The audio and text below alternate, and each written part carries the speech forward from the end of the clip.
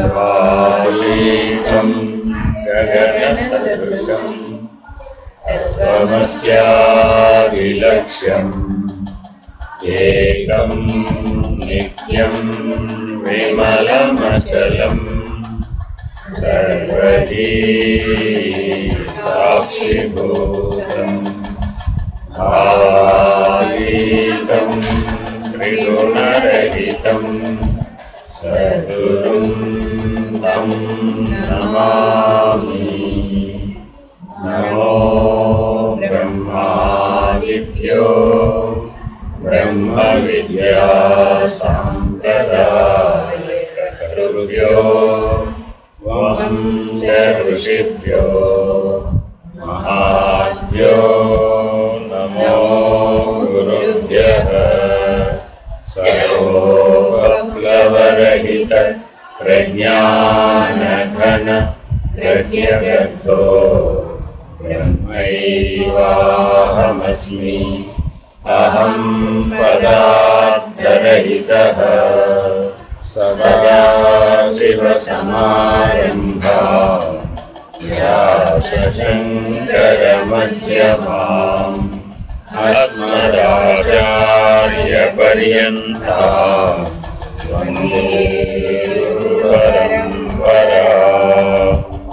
हरि ओं श्री गुरुभ्यो नमः। हरिः ओं निर्भयानन्दाय विद्महे अचलपरिपूर्णाय धीमहि तन्नो परात्परः प्रचोदयात्। ॐ साईश्वराय विद्महे सत्यदेवाय धीमहि तन्नः सर्वः प्रचोदयात्।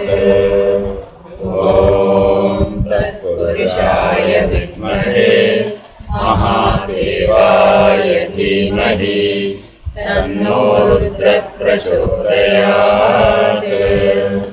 ॐ सद्गुरुरूपाय विद्महे ज्ञानबोधामृताय धीमहि तन्नो श्रीविद्यासागरः प्रचोदयात्। हरि ओं श्री गुरुभ्यो नमः। हरि ओं।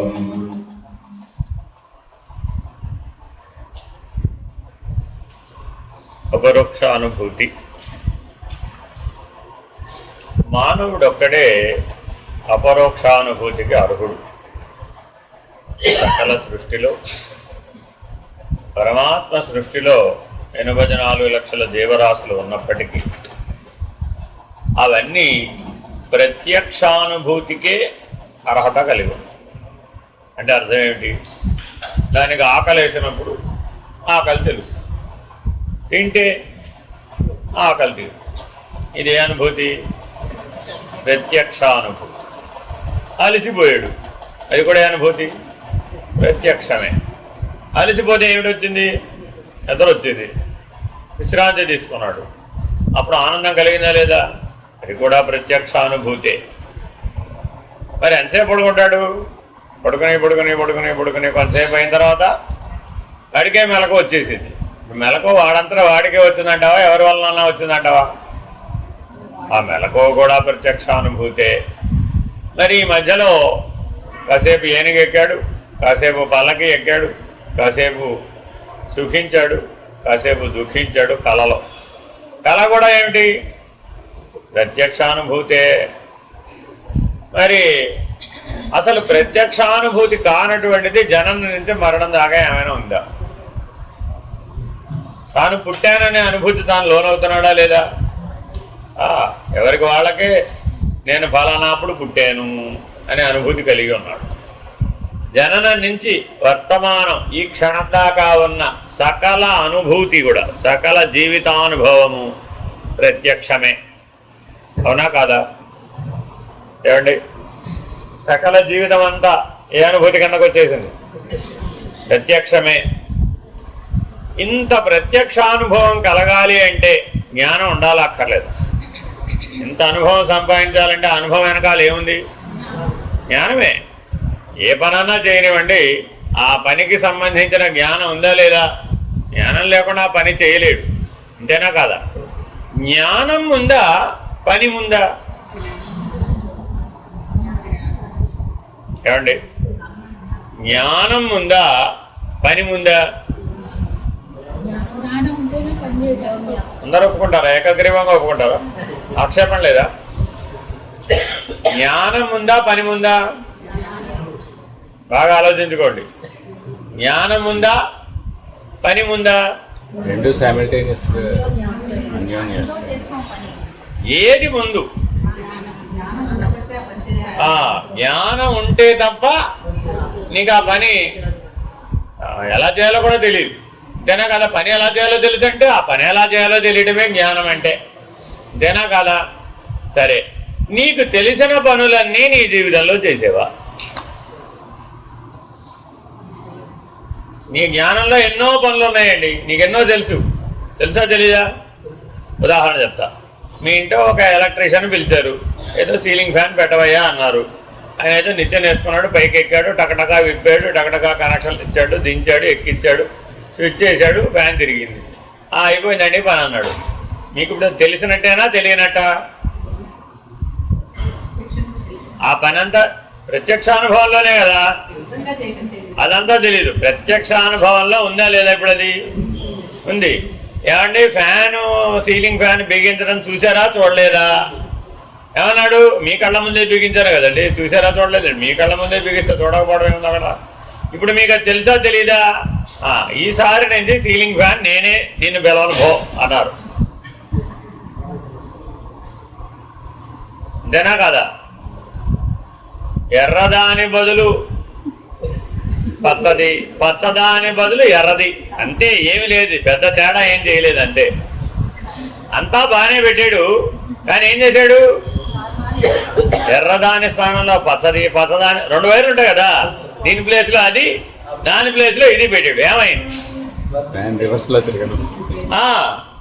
ఫ్యాన్ తిరుగుతుంది కానీ గాలి రాదు.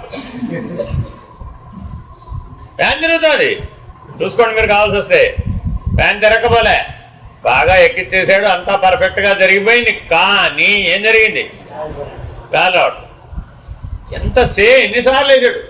ఆయన ఇదే చేశాడు, నేను అదే చేశాను. ఆయన నిచ్చెనేసుకున్నాడు, నేను నిచ్చెనేసుకున్నాను. ఆయన కొక్కానికి తగిలించాడు, నేను కొక్కానికి తగిలించాడు. ఆయన వైర్లు కనెక్షన్ ఇచ్చాడు, నేను వైర్లు కనెక్షన్ ఇచ్చాను.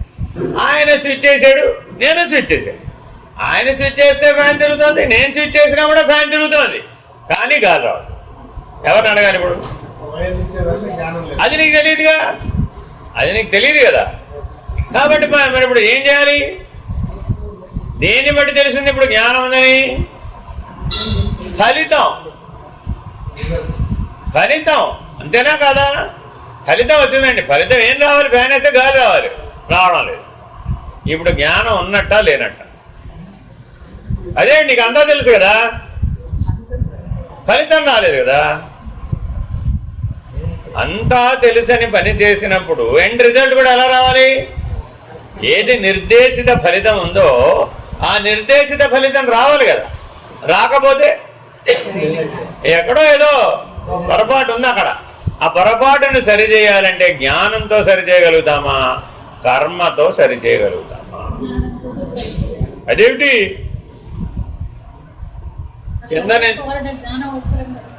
కాబట్టి ఇప్పుడు ఎవరిని పిలవాలి? అందులో పరిజ్ఞానం ఉన్నవాడిని పిలిచాం. ఏమయ్యా, నువ్వు చేసినవన్నీ నేను చేశాను, కానీ రిజల్ట్ నువ్వు చేసినట్టు రాలేదు, అంతేనా కాదా?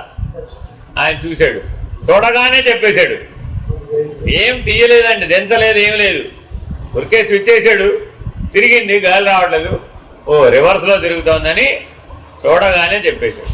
రాయలో చెప్పాడండి, అనుభవం. బాగా గుర్తుపెట్టుకోవాలండి. మీకు వాడికి రెండు ఒకటే. వాడికి ఏం స్ఫురించింది?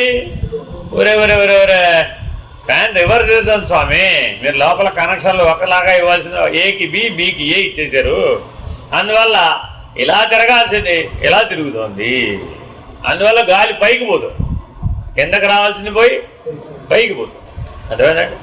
ఆయన ఏం చేశాడు? పైకి ఎక్కాడు, టక్కమని ఒక నిమిషంలో ఆ ఏబి మార్చేసాడు, మళ్ళా దిగాడు, స్విచ్ చేశాడు తిరిగి, మళ్ళీ గాలి వచ్చి అరే రే రే రే ఇంత చిన్న విషయం నాకు తోచలేదే అన్నాడు. తోచాలంటే ఏం చేయాలి ఇప్పుడు మళ్ళా ఆయన పైన ఉన్నది సరి చేశాడు, ఈయన కింద ఉండే చూశాడు, మళ్ళా తెలుస్తుందంటావా? ఎలా తెలుస్తుంది? కింద ఉండే కదా చూశాడు, ఆయనేమో పైన ఎక్కి కదా పనిచేశాడు. సరి చేసింది ఇప్పుడు ఎక్కడ? పైన. చూసింది ఎక్కడ? ఎలాగా? మరి నేను చేసిన పొరపాటు నాకు ఎట్లా తెలియాలి అని అడిగాడు. మీరు కూడా నాతో పాటు పైకెక్కు స్వామి, ఇంకో నిచ్చెన వేసుకుని నువ్వు కూడా అంత ఎత్తుకి ఎక్కితే, పైకి ఎక్కితే చూపిస్తాను, లేదంటే ఆ సీలింగ్ ఫ్యాన్ కిందకి దించుతాను, కిందకి దించితేనేమో సీలింగ్ ఫ్యాన్ పనిచేయి. చూడండి, ఆ ఫ్యాన్ కిందకి దించి కనెక్షన్లు ఇచ్చి కింద తిప్పి చూపిద్దామా? కింద ఫ్యాన్ అంటే తిరుగుతుంది, తిరగదు, అది పైన తిరగాలి, అంతేనా కాదా? మరి నువ్వు ఎక్కడికి వెళ్ళి తెలుసుకోవాలి? ఇప్పుడు పైకి ఎక్కే తెలుసుకోవాలి స్వామి, నాతో పాటు నువ్వు కూడా పైకి ఎక్కాల్సిందే. ఓ 7 అంతస్తులు కుర్చీ వేసుకుని, ఆ 7 స్టెప్స్ కుర్చీ వేసుకుని పైకి ఎక్కు, ఒకసారి విప్పి చూపిస్తాను. ఇదిగో ఈ కనెక్షన్ ఇటు, ఇది ఏడా, ఇది పెంగళ, ఏడాకి పెంగళ, పెంగళకి ఏడా అయిపోయింది, అంతే, అవ్వలేదు, ఇంతకు మించి ఏమి లేదు నాయన అని బి తిప్పి చూపెట్టాడు అంతే. అరే రే రే రే రే ఇంత చిన్న విషయం నాకు, నేను ఇదంతా ఎక్కి చేసే కదా, నాకెందుకు దోచలేదు? అంతే నాయన జ్ఞానం అంటే అంతే. అర్థమైందండి?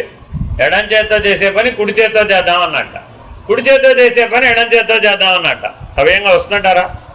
రాదా? అదే రెండు చేతులు సమానం కాదా? రెండు చేతులు సమానం కాదా? సమానమేనా? మరి ఎడం చేత్తో చేసే పని కుడి చేత్తో, కుడి చేత్తో చేసే పని ఎడం చేత్తో చేయొచ్చుగా. ఎంత అభ్యాసం కావాలి, ఎంత ఎక్స్పర్ట్ అయి ఉండాలి. తెలియాలి అంటే 2 చేతులతో లడ్డూలు చేయాలి. మీరు చూసుకోండి, కావాల్సి వస్తే లడ్డూలు చేసేవాళ్ళని చూస్తే 2 చేతులతో లడ్డూలు చేసేస్తారండి. మనం 2 చేతులు కలిపితే కానీ లడ్డూ రాదు. వాళ్ళకి మనకి ఎంత తేడా ఉందయ్యా అంటే, వాళ్ళు 2 చేతులతో టకటకా 2 లడ్డూలు చేసి తక్కువ పెట్టేస్తారండి. మనం 2 చేతులు కలిపితే కానీ ఓ లడ్డూ రాదు. జీవుడు అంటే ఏమిటి? 2 చేతులు కలిపి పనిచేస్తే కానీ ఓ లడ్డూ రాదు. దేవుడు అంటే ఏమిటి? అలా రెప్ప నీ వైపు చూస్తూనే ఉంటాడు, టకటక టకటక పెట్టేస్తూనే ఉంటాడు. మీరు వాళ్ళతో పోటీ పడి చేస్తే వాళ్ళు 108 లడ్డూలు చేసేటప్పటికి మీరు 10 కూడా చేయలేదు. ఏమిటి తేడా? అభ్యాసం వెరీ వెరీ ఇంపార్టెంట్. కాబట్టి మరి ఎక్కి దిగడంలో ఆయనకు అభ్యాసం ఉంది. చకచకా పైకెక్కాడు, చకచకా మార్చేశాడు, చకచకా దిగేశాడు, చకచకా ఫలితాన్ని రాబట్టాడు, అంతేనా కదా? కానీ ఏం పని చేయాలన్నా ఆ పని వెనకాల ఏముండాలండి? జ్ఞానం. దాని సంస్కృతంలో ఏకాక్షర శబ్దం అంటారండి. ఏమిటండి అది? జ్ఞ అంటే జ్ఞానం అంతే. వేరే ఏ భాషలోనూ ఏకాక్షర శబ్దాలు లేవు, అదేమేనండి? ఓన్లీ ఒక సంస్కృతంలోనే ఏకాక్షర శబ్దాలు ఉన్నాయి, జ్ఞ. కాబట్టి సకల సృష్టికి మూల కారణం ఏమి? జ్ఞానమే మూల కారణం. కాబట్టి సృష్టి కార్యానికి మొదటి కారణ వస్తువు ఏమిటి? జ్ఞానమే సృష్టి కార్యానికి మూల కారణం. జ్ఞానం లేకపోతే కొమ్మరివాడులో కొండ చేసేటటువంటి జ్ఞానం లేదండి. మట్టి అందుబాటులో ఉంది, కొండ తయారు చేయడానికి కావాల్సిన వస్తువులు కూడా అందుబాటులో ఉన్నాయి, కొమ్మరివాడు కూడా అందుబాటులో ఉన్నాడు, కానీ ఏం లేదు, తయారు చేసే జ్ఞానం లేదు. మరి ఇప్పుడు కొండ బయటకు వస్తుందా? రాదా? వాడు తాత వాటిని ఉపయోగించి కొండలు చేశాడు. మరి మనోడు ఏం చేశాడు? తాతగారు తయారు చేస్తుంటే మనోడు ఏం చేశాడు? మరి చూస్తే తెలిసినట్టేనా కాదా? చూస్తే తెలిసినట్టేనా కాదా? చూస్తే తెలిసినట్టేనా కాదా? ఇప్పుడు మనవరాలు కూడా వాళ్ళ అమ్మమ్మ వంట చేస్తుంటే చూసింది. ఇంతే కదా, పెళ్ళైన తర్వాత నేను చేస్తాలే, పెళ్ళైన తర్వాత నేను చేస్తాలే అంటే వచ్చింది. అది ఇప్పుడు ఎవరి పని అయిపోయింది? ఎవరి పని అయిపోయింది అంటే. పైగా పెళ్లి చూపులు అడిగాడు కూడా నోరు తెరిచి, ఏమంటే మిమ్మల్ని వంట వార్పు అన్నీ వచ్చాడు. అదే మరి అదే వంట వరకు వచ్చామా అంటే వీళ్ళు ఏం చెప్పారు, అబ్బో మేము చేయడం మా అమ్మాయి చిన్నప్పటి నుంచి చూస్తూనే ఉందండి అన్న. సత్యం చెప్పినట్టు అసత్యం చెప్పినట్టు. నిజంగా ఆయన ఏమనుకున్నాడు, వాళ్ళ అమ్మ చేసింది చూశాడు, వాళ్ళ అమ్మమ్మ చేయడం చూసింది కాబట్టి వచ్చినట్టే అని భ్రాంతి చెందాడట. ఎవరు, పెళ్లి కుమారు పెళ్లి చూపుల్లో. సత్యం ఎప్పుడు బాధపడింది. అలాగే సృష్టికర్త గురించి కూడా మనకి ఇలాంటి జ్ఞానమే ఉన్నది. ఎందుకని ఆయన సృష్టి చేస్తున్నాడు కాబట్టి ఆయనకి చేసిన అనుభవ జ్ఞానం. మనకేముంది, చూసిన జ్ఞానమే ఉంది తప్ప చేసిన జ్ఞానం లేదు. ఆలోచించండి, మన లక్ష్యం ఎవరు ఇప్పుడు, పరమాత్మ. పరమాత్మ ఎవరు, సృష్టికర్త. ఆయన సృష్టి, స్థితి, లయ, తిరోధాన, అనుగ్రహాలనే 5 పనులు చేస్తున్నాడు. మరి మనం చేస్తున్నామా చూస్తున్నామా? చూస్తే వంట వస్తుంది. ఎప్పుడు తెలిసింది మనకు వంట రాదని? అంతేనా కదా? ఆ స్థితి వచ్చినప్పుడు, ఆ స్థితిలో మనం ఆ పని చేయవలసి వచ్చినప్పుడు మరి మనకు ఆ జ్ఞానం ఉందో లేదో, అర్థమైందా లేదా? కాబట్టి ప్రారంధం అనే కర్మానుభవం అవసరమా కాదా? ప్రారంధం అనే కర్మానుభవం అవసరమా కాదా? అవసరమే. ఎందుకని ఆ కర్మానుభవం ద్వారా ఆ జ్ఞానం ఉందని నిరూపితం అవుతుంది. అసలు ఆ కర్మానుభవమే నీ దగ్గర లేదండి, ఆ జ్ఞానం ఉందని ఎలా చెప్పాలి? అవునా కదా? ఇప్పుడు కర్మ దృష్ట్యా అందరూ సమానమా, జ్ఞానం దృష్ట్యా అందరూ సమానం? కర్మ దృష్ట్యా అందరూ సమానమా, జ్ఞానం దృష్ట్యా అందరూ సమానం? జ్ఞానం దృష్ట్యా అందరూ సమానం అందావా? అందావా? అందరికీ ఒక జ్ఞానం లేదా? అయ్యయ్యో, మరి ఎలాగా? జ్ఞానం ఉంది, అజ్ఞానం కప్పేయడం వల్ల ఆ జ్ఞానం ఉందని తెలుసుకోలేకపోతే ఆక్షేపణ ఏమిటది? జ్ఞానం అయితే ఉందట, కానీ దాని మీద ఏం కప్పబడింది? చూసిన అజ్ఞానం. చూడటం ద్వారా మనకు అజ్ఞానం వచ్చింది. ఏమిటి?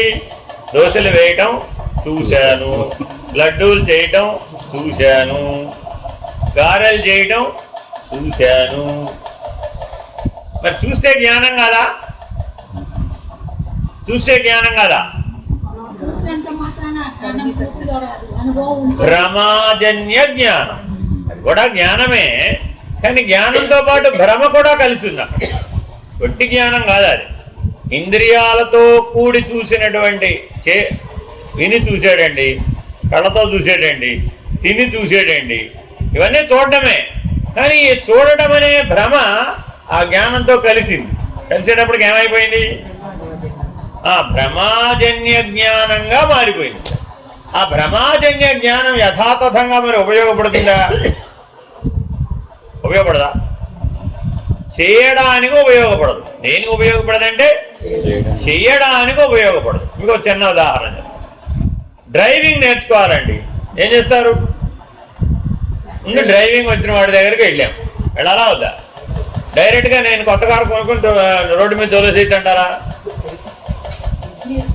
ఏంటి, కారు కొనుక్కుంటే సరిపోతుంది ఏమిటి? నేర్చుకోవాలా వద్దా? నేర్చుకోవాలంటే ఎవరి దగ్గరికి వెళ్ళాలి? వెళ్ళాం. ఆయన ఏం చేశాడు? ముందు మీరు పక్కన కూర్చోండి, నేనేం చేస్తున్నానో అబ్జర్వ్ చేయండి. నేను యాక్సిలేటర్ వేస్తున్నానా, బ్రేక్ వేస్తున్నానా చెప్తూ ఉంటాడండి. ఇదిగో గేర్ మారుస్తున్నాను, ఇదిగో క్లచ్ కొట్టుకున్నాను, ఇదిగో అలా ఏబిసి చెప్తూ ఉంటాడు. ఏబిసి అంటే యాక్సిలేటర్, బ్రేక్, క్లచ్. ఏ అంటే యాక్సిలేటర్, బి అంటే బ్రేక్, సి అంటే క్లచ్. అర్థమేనండి? నెక్స్ట్ కంట్రోల్లో ఉండవలసింది ఏమిటి? స్టీరింగ్. అర్థమేనండి? ఈ 4 కంట్రోల్లో లేకపోతే డ్రైవింగ్ వచ్చినట్ట రానట? ఏమో, ఎక్కిన వాడి పరిస్థితి కదా. అంతేనా కదా? ఏబిసి తప్ప మిగిలినవన్నీ తెలుసండి నాకు అన్నాడు. అప్పుడు ఇంకేం చేయాలి అప్పుడు? ఎందుకనంటే ఎప్పుడూ పక్క నుంచి చూస్తే మరి తెలుస్తుందా? తర్వాత ఏం చేశాడు? ఇప్పుడంతా తెలిసిపోయింది కదండి, చెప్పేసా కదా మీకు, మీరు డ్రైవ్ చేయండి, నేను పక్క నుంచి చెప్తూ ఉంటాను అన్నాడు. మిమ్మల్ని ఈ సీట్లో కూర్చోబెట్టాడు. ఏం చేస్తాడు ఈయన? ఏమో ఏ బదులు బి, బి బదులు ఏ బదులు సి, సి బదులు ఆయన ఇష్టం వేసేస్తూ ఉంటాడు అంతే. నిజంగా మీరు నేర్చుకుంటేనే తెలుస్తుంది, లేకపోతే తెలియదు. యాక్సిలేటర్ ఇవ్వయా అంటే ఒకేసారి 100కి వెళ్ళిపోయేటట్టు ఇస్తాడు. ఇది ఎగిరి డామని అక్కడ ఎగిరిపోడు.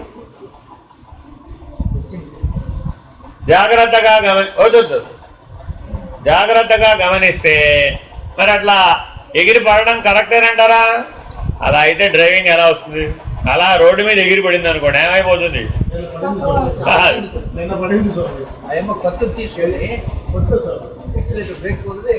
అదే చెప్పేదండి, మనకి ఏది ఏనో ఏది బీనో సరిగ్గా తెలియకపోతే వెరీ డేంజరస్. బ్రేక్ వేయాల్సింది యాక్సిలేటర్ తొక్కాడు అనుకోండి, అదే సంగతి.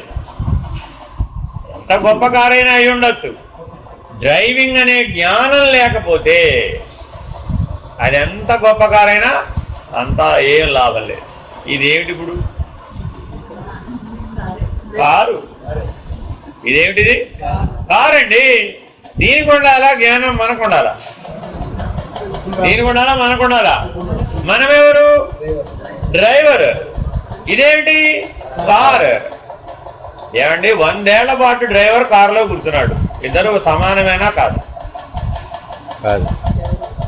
ఒక డ్రైవర్ గారు 100 ఏళ్ల పాటు కారులో కూర్చున్నాడండి, మీరిద్దరూ ఒకటే అన్నామండి, ఏమంటాడు? అదేంటి?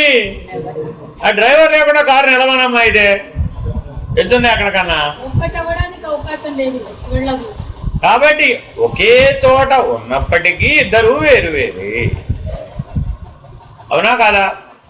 కలిసిపోయారని చెప్పొచ్చా? పోనీ ఒకటని ఎలాగూ చెప్పలేము, పోనీ కలిసిపోయారని చెప్తామా? అలా కూడా ఛాన్స్ లేదు. ఆయన డ్రైవర్ సీట్లో కూర్చొని నడిపాడే తప్ప తాను కారు అయ్యే అవకాశమే లేదు. కానీ మనం మాత్రం ఏమైపోతున్నాం? మనం ఏమైపోతున్నాం? శరీరంలో కలిసిపోతున్నాం. కారే నేనంటుంటే ఇది ఇప్పుడు ఇది వేరు చేయాలి అంటే మిమ్మల్ని ఎక్కడికి తీసుకెళ్ళాలి? ఒక్కసారి స్వర్గానికి వెళ్ళొస్తే నేను డ్రైవర్ అని కార్ అని తెలిసిపోతుందండి, వేరు వేరని తెలిసిపోతుందండి అన్నాం అనుకోండి, కరెక్ట్. స్వర్గానికి వెళ్ళొస్తే మాత్రం ఎలా తెలుస్తుంది? మళ్ళీ ఎక్కడి నుంచి వెళ్ళాడో అక్కడికే వస్తాడు, ఏం చేశాడో అదే చేస్తాడు, ఎక్కడ ఉన్నాడో అక్కడే ఉంటాడు. మరి ఏం చేయాలి ఇప్పుడు? అవగాహన. జ్ఞానం దేంతో ప్రారంభమవుతుందండి? అవగాహన. నేను వేరే, కారు వేరే, నేను వేరే, శరీరం వేరే, శరీరి వేరే, శరీరం వేరే, దేహి వేరే, దేహం వేరే. ఈ అవగాహన దృష్టితో చూస్తేనే అది వీలైంది, లేకపోతే ఎప్పుడు డ్రైవింగ్ చేద్దామని కూర్చున్నా వాడు కారులో కలిసిపోయాడండి. డ్రైవ్ చేయమని చూద్దాం, కలిసిపోతే డ్రైవ్ ఎలా చేస్తావు? చేయలేవు. డ్రైవ్ చేస్తున్నాడంటే అర్థం ఏంటి? పర్వాలేదనే అర్థం. ఫలితం సరిగ్గా వచ్చిందంటే అర్థం ఏంటి? అంతా పర్ఫెక్ట్గా కనెక్షన్లు ఇచ్చాడనే అర్థం. పర్ఫెక్ట్గా కనెక్షన్లు ఇచ్చాడో లేదో దేన్ని బట్టి తేల్చాం? ఫలితం అన్నమాట.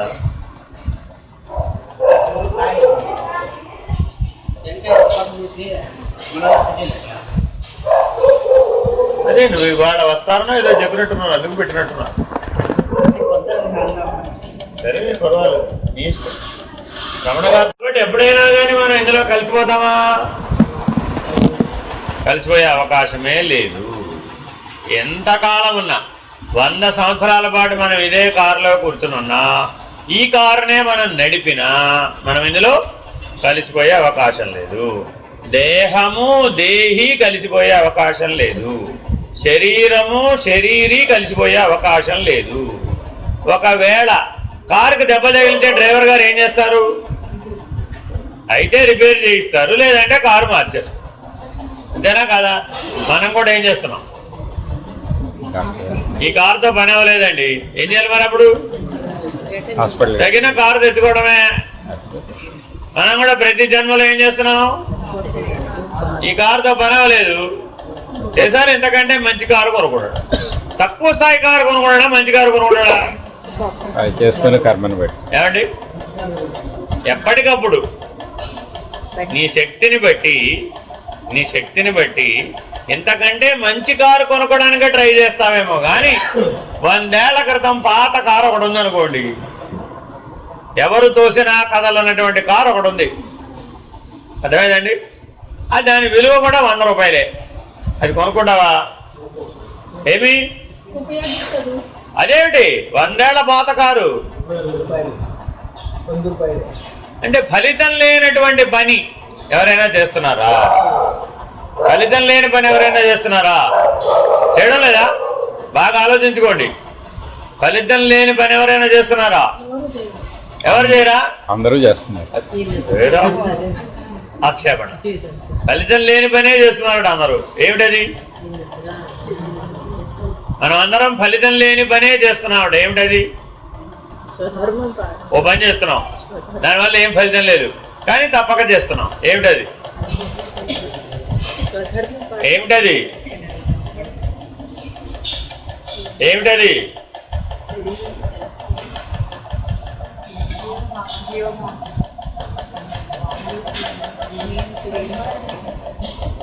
భ్రమ చెందడం. ఓ పని చేస్తున్నామండి, దానివల్ల ఏం ఫలితం లేదు కానీ అదేం పని? అది భ్రమించడం. అక్కడ ఉన్నది ఒకటైతే మరొకటిగా భ్రమించడం, లేదా లేనిది అది కానీ ఉన్నదని భ్రమించడం. రెండు గొడవలు ఉన్నాయి మనతో. ఏమిటండి అది? ఒకటేమో ఉన్నది లేదనుకోవడం, రెండోదేమో లేనిది ఉన్నదనుకోవడం. ఈ రెండు భ్రమే. ఒకే భ్రమకి 2 రూపాలు. ఒకటేమిటి? ఉన్నది లేదనుకోవడం, లేనిది ఉన్నదనుకోవడం. భ్రమ చేతనే కర్మ చేయవలసిన అగత్యం వచ్చింది. భ్రమ చేతనే కర్మ చేయవలసిన అగత్యం వచ్చింది. అంటే అర్థమేంటి?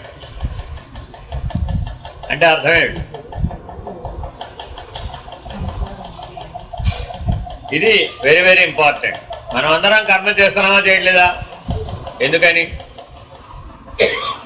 ఎందుకు కర్మ చేస్తున్నాం? మనం పుట్టిన దగ్గర నుంచి చేస్తూనే ఉన్నాం. ఏమిటా కర్మ? ప్రాణకర్మ. మొదటి పని ఏంటండి? ప్రాణకర్మ. గాలి తీసుకోవడం, విడిచిపెట్టడం. ఎందుకు అని అడిగాం. ఏం చెప్తారు? ఎందుకు? మొదటి కర్మ ప్రాణకర్మ అండి. ఎందుకు చేస్తున్నారు? ఎందుకు చేస్తున్నారు? గాలి తీసుకుని విడిచిపెట్టడం ఎందుకు చేస్తున్నారు? అదిగో, అది లేకపోతే జీవించి ఉండడం వీలు కాదు కాబట్టి. అది లేకుండా జీవించి ఉండడం వీలైతే అప్పుడు ఆ పని చేస్తావా? అది కాదమ్మా. గాలి తీసుకుని విడిస్తేనే నేను బ్రతికున్నానని నువ్వు అనుకుంటున్నావు కాబట్టి ఆ పని చేస్తున్నావు. కాబట్టి ఆ జ్ఞానం ఉందా లేదా నీకు? ఇప్పుడు ఉంది. ఆ కర్మ చేస్తున్నావా లేదా? ఉంది. ఇప్పుడు నిన్ను ఏం చేశామంటే, అమ్మా నువ్వు ఇక్కడ గాలి తీసుకుని విడిచిపెట్టవలసిన అవసరం లేదు, ఈ స్థానంలో అవసరం లేదు, ఈ స్థితిలో అవసరం లేదు, ఈ అనుభవంలో అవసరం లేదు, ఈ నిర్ణయంలో ఉంటే నువ్వు గాలి తీసుకుని విడిచిపెట్టవలసిన అవసరం లేనే లేదు అని నీకు అవగాహన కల్పించావు. అప్పుడు మళ్ళా ఆ పనే చేస్తావా? జాగ్రత్తగా ఆలోచించుకుని చెప్పండి. మళ్ళా తూచన కూడా తర్వాత నీకేం చెప్తాము? అవగాహన అంటే ఏం చెప్తాం? ఏ స్థానంలో ఉంటే, ఏ స్థితిలో ఉంటే, ఏ అనుభవంలో ఉంటే, ఏ నిర్ణయంలో ఉంటే నీవు ఆ కర్మ చేయవలసినటువంటి అవసరం లేదు, దాని గురించి నీకు అవగాహన కలిగిస్తా. ఎందుకని? కర్మ చేయకుండా ఉండలేనంటున్నావు కాబట్టి. గాలి తీసుకోకుండా ఉండలేనంటున్నావుగా. గాలి తీసుకోకపోతే పోతానంటున్నావు కదా. నువ్వు పోవు, గ్యారంటీ. నువ్వేం పోవు. నువ్వు గాలి తీసుకుని విడిచిపెట్టక్కర్లా. నేను నీకు అవగాహన కల్పిస్తా. ఎలా ఉండాలో నేను చేసి కూడా చూపిస్తా. నీకు దాని గురించి పూర్తిగా తెలియజేస్తా. ఎలా పూర్తిగా అంటే, ఏ స్థానంలో ఉండాలి, ఏ స్థితిలో ఉండాలి, ఏ అనుభవంలో ఉండాలి, ఏ నిర్ణయంలో ఉండాలో చెప్తా. నీకు చెప్పడమే కాదు, చేసి కూడా చూపిస్తా. అలా గనక నువ్వు ఉన్నట్లయితే నీవు గాలి తీసుకుని విడిచిపెట్టడం అనే కర్మే చేయక్కర్లేదు. బాగుందంటారా బాగోలేదు? అనుభవపూర్వకంగా నిర్ణయం అయిన తర్వాత ఆ పని చేస్తాం. అవునమ్మా, మేము మీ పిల్లలకి వంట నేర్పాలమ్మా. ఏం చేయాలంటావు? నువ్వు చెయ్యాలి, వాళ్ళు చూడాలి, తర్వాత ఏం చేయాలి? చేయించాలి. నువ్వేం చేయాలి అప్పుడు? చెప్పాలి. నువ్వేం చేయాలి అప్పుడు? అదే చూడాలి. ఇటు దట అయింది అంతే. చూసేవాడు చేసేవాడయ్యాడు, చేసేవాడు చూసేవాడయ్యాడు. అంతే, సింపుల్ యాజ్ ఇట్. ఇప్పుడు నేను చేస్తాను, నువ్వు చూడు, తర్వాత ఏం చేయాలి? నువ్వు చెయ్యి, నేను చూస్తాను. అంతేనా కాదా?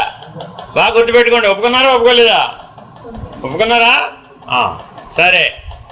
మొదట చేసేవాడెవడు? బ్రహ్మ. మొదట చేసేవాడెవడండి? బ్రహ్మ. చూసేవాడెవడు? జీవుడు. తర్వాత చేసేవాడెవడు? జీవుడు. చూసేవాడెవడు? అంతే.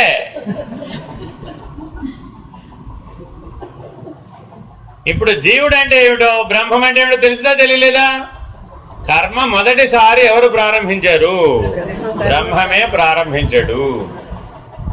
అంతేనండి. అప్పుడు ఎవరు చూస్తున్నారు? కళ్ళు అప్పగించి చూస్తారు. బ్రహ్మకర్మ సమారభే.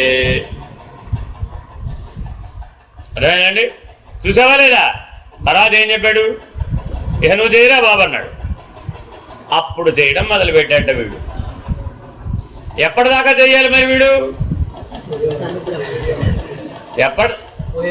ఏమో, ఎవరు పోయే వరకు? జీవుడు పోయే వరకు అన్నామా? వీడు మళ్ళా వచ్చేస్తున్నాడే. అంటే జీవుడు పోయే వరకు అంటే జీవుడు చాలా సార్లు పోతున్నాడుగా. మరి అది పోతూనే ఉన్నాడు, ఉపాధి పోతూనే ఉంది, మళ్ళా వస్తూనే ఉంది, మళ్ళా అదే కర్మ చేస్తూనే ఉంది. చేసిన పని మళ్ళా మళ్ళా మళ్ళా మళ్ళా మళ్ళా ప్రతి జన్మలోనూ చేస్తూనే ఉన్నాడు. ఏ కొత్త పని చేసేవు కనుక పోయిన జన్మలో చేయనిది ఈ జన్మలో ఏం కొత్త పని చేసేవు కనుక అదే ప్రాణకర్మ, అదే మానసిక కర్మ, అదే బౌద్ధిక కర్మ. కర్మ 3 స్థాయిల్లో ఉంది. ఏమిటండి అది? శారీరం కేవలం కర్మ. సూత్రం ఇది, వెరీ వెరీ ఇంపార్టెంట్. ఏంటంటే కర్మసూత్రం? శారీరం కేవలం కర్మ అంటే నాకు శరీరం ఉంది అన్నంతకాలం చేయాల్సింది. ఇప్పుడు ఈ కర్మ ఎప్పుడు వదిలేయచ్చు? శరీరం లేదంటే వదిలేయచ్చు, అంతే. సూత్రం ఏం చెప్పారు? శారీరం కేవలం కర్మ. ఎవరు కాదు వెతుక్కుంటుంది, ఇక్కడ ఉంది. శారీరం కేవలం కర్మ ఎప్పుడు వదిలేయచ్చు? శరీరం నేను కాదు లేదా శరీరం లేదు అంటే వదిలేసి, అంతే. కానీ ఇప్పుడు మరి మనం శరీరం లేదని కానీ శరీరం నేను కాదని కానీ అంటున్నామా? అనడానికి కర్మతో అనొచ్చా, జ్ఞానంతో అనొచ్చా? శరీరం నాకు లేదని కానీ శరీరం నేను కాదని అనాలి అంటే కర్మతో అనాలంటావా, జ్ఞానంతో అనాలంట? కర్మతో అనాలా, జ్ఞానంతో అనాలా? జ్ఞాన కర్మలతో అనాలి. ఒక్కదాంతో కుదరదు. దేంతో అనాలి? జ్ఞాన కర్మలు రెండింటితో అనాలి. డ్రైవరు జ్ఞానం లేకుండా కర్మ చేసాడండి, డ్రైవర్ అవుతాడా? కాలేడుగా. పోనీ జ్ఞానం ఉందండి, కర్మ చేయలేదు. నాకు డ్రైవింగ్ వచ్చండి బాబు, నేను నడపను, ప్రయోజనం ఏముంది? అంతేనా కాదా? ఎక్కి కూర్చున్నాడు, నడపమేమయ్యా, నాకు జ్ఞానం ఉంది, నడిపే జ్ఞానం ఉంది, కానీ నేను నడపను.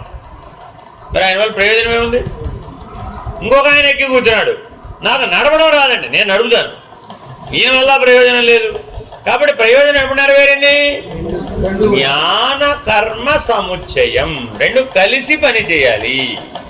కాబట్టి జ్ఞానపూర్వక కర్మాచరణ అయితేనే తప్ప ప్రయోజనం రావడం లేదు. జ్ఞానం ఉండాలి, కర్మ కూడా ఉండాలి. ఈ రెండింటినీ సమన్వయంతో పనిచేయాలి. ఒకటి ముందుకి ఒకటి వెనక్కి వెళ్ళిపోకూడదు. జ్ఞాన కర్మములు సమన్వయపడి పనిచేయాలి. ఇదే జీవితం అంటే. అర్థమైందండి? జ్ఞానం అంతా బ్రహ్మం. జ్ఞానం అంతా ఏంటండి? బ్రహ్మం. కర్మ అంతా ఏంటి? జీవుడు. ఇప్పుడు ఈ రెండింటినీ కలిసి పనిచేయాలి లేదా సమన్వయపడి పనిచేయాలంటే అర్థం ఏంటి? అంటే అర్థం ఏంటి? వస్తుతః జీవుడు బ్రహ్మమే.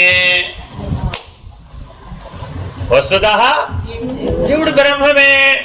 మరి గాలి తీసుకుని విడిచిపెట్టాలా ఉదయినప్పుడు? నేను బ్రహ్మమే అయి ఉన్నాను అన్న స్థానంలో ఉండి, అన్న స్థితిలో ఉండి, అన్న అనుభవంలో ఉండి, అన్న నిర్ణయంలో ఉండి అన్ని పనులు చేసుకో రామా. ఏం చెప్పాడు ఆయన? నేను బ్రహ్మమే అయి ఉన్నాను అన్న స్థానంలో ఉండు, నేను బ్రహ్మమే అయి ఉన్నాను అన్న స్థితిలో ఉండు, నేను బ్రహ్మమే అయి ఉన్నాను అన్న అనుభవంలో ఉండు.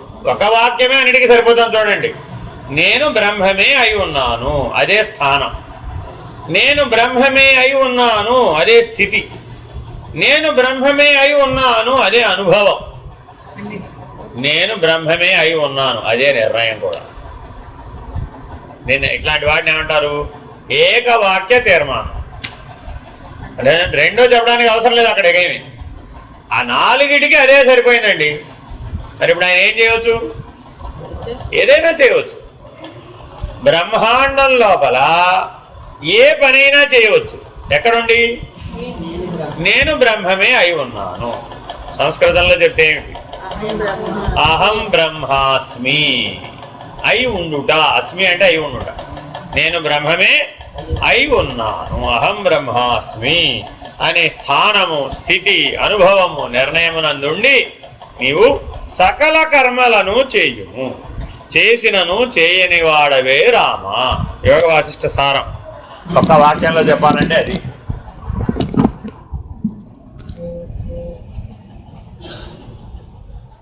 తెలుసా తెలీదా? ఎవరి కోసమమ్మా? నీ కోసమా నా కోసమా?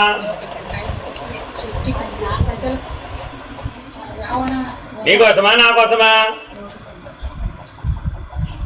శ్రీ మహావిష్ణువుకు లోకం ఎక్కడుంది?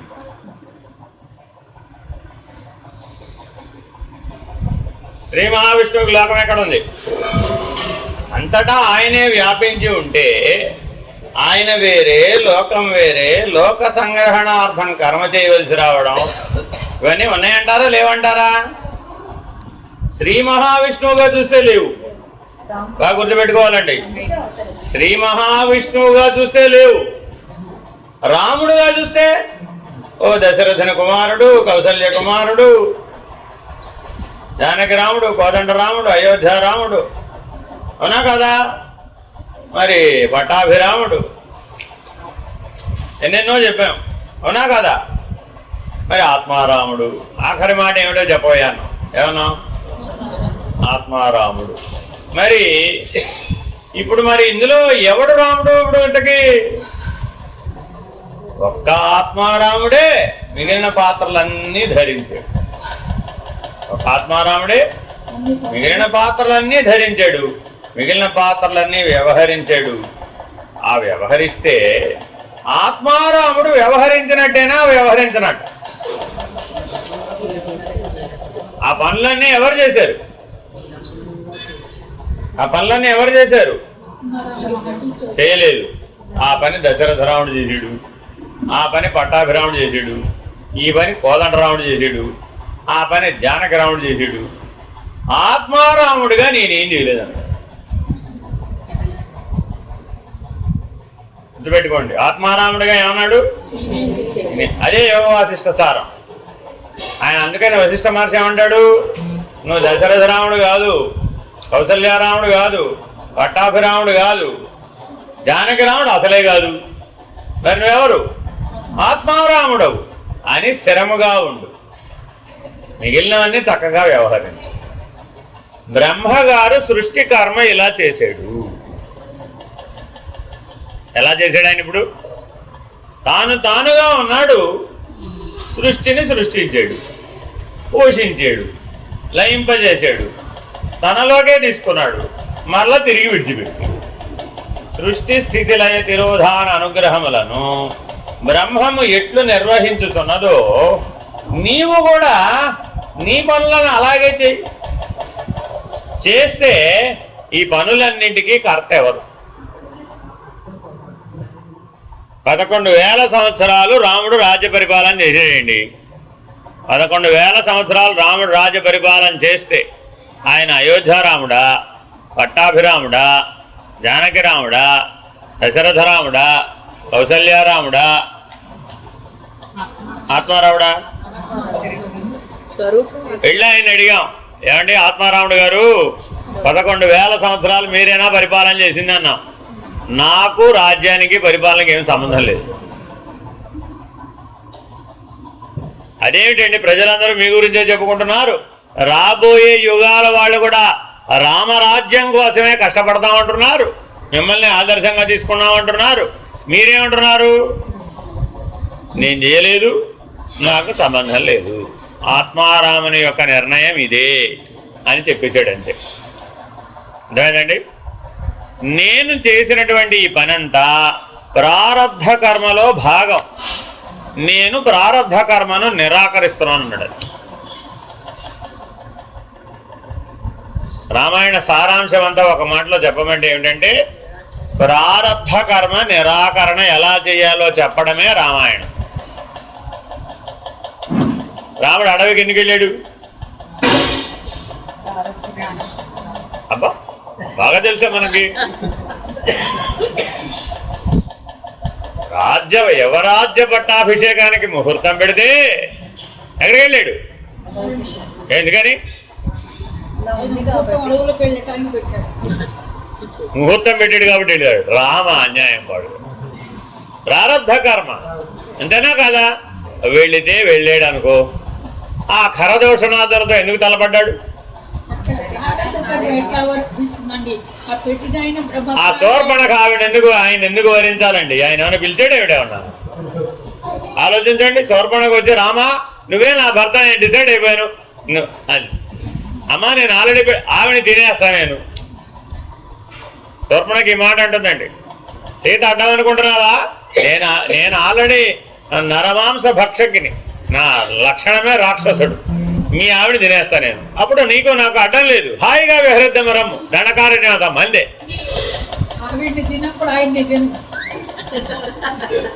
అదంతా ఆవిడకి అనవసరం. ఆవిడ రాక్షసి, ఆవిడకి వివేకం లేదు, అవగాహన లేదు ఆవిడ. కాబట్టి ఆవిడేమంటుంది, నేను వచ్చేస్తా ఇచ్చేస్తానంటుంది. ఒక క్షణం తర్వాత ఏమవుతుందో ఆవిడకి తెలియదుగా. మరి మనం కూడా ఏమంటున్నాం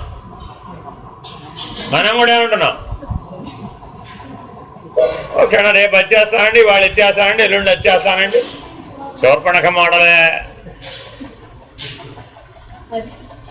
మరి ఇప్పుడు రాముడు ఏం చేశాడు? నీ లెవెల్కి తగిన వాడిని నేను కాదమ్మా, నీ డిపార్ట్మెంట్ అది అటెండ్ అంటున్నా. ఆయన ఏం చేశాడు?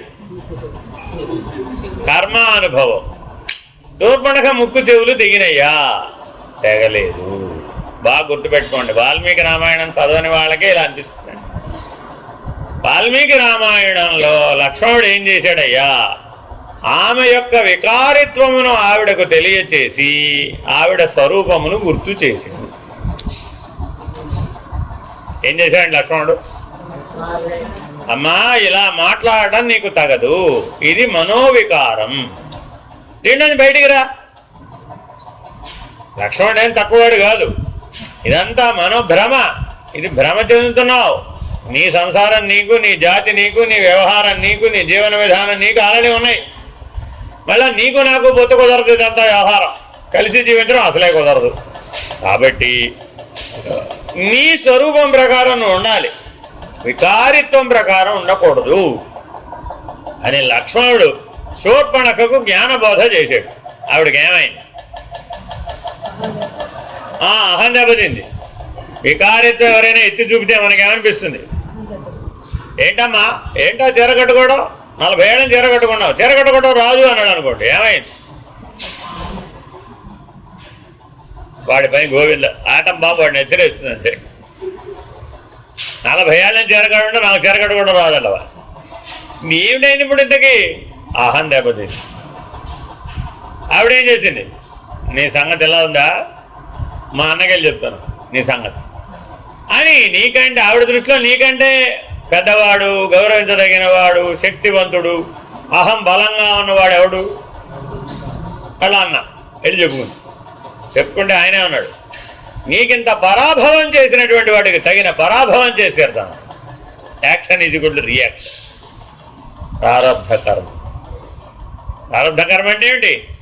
Action, reaction. ఇంతకీ ఏమన్నాడు?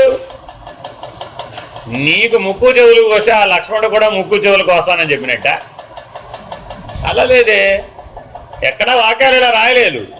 నీ అహం దెబ్బతిన్నది, అంతేనా కదా? నువ్వు బాగా బాధపడ్డావు, అలాగే వాళ్ళు కూడా బాధపడేటట్టు చేస్తా నేను. ఎవరు ఉండడం చేత, ఏది ఉండడం చేత వాళ్ళు ఆనందంగా ఉన్నారో ఆ ఆనందాన్ని వాళ్లకు దూరం చేస్తారు. అంత బాగా మాట్లాడాడు రావణాసుడు. తెలివి లేని వాడైతే ఇలా మాట్లాడతాడంటవా? ఏం చేశాడు? అక్కడి నుంచి చూశాడు, ఓహో ఈవిడ ఉండబట్టి కదా వాళ్ళకి ఆనందం, ఈవిడిని దూరం చేస్తే వాళ్ళకి దుఃఖం. అంతే. అక్కడ మిగిలినవన్నీ మన కల్పనలు సుమి.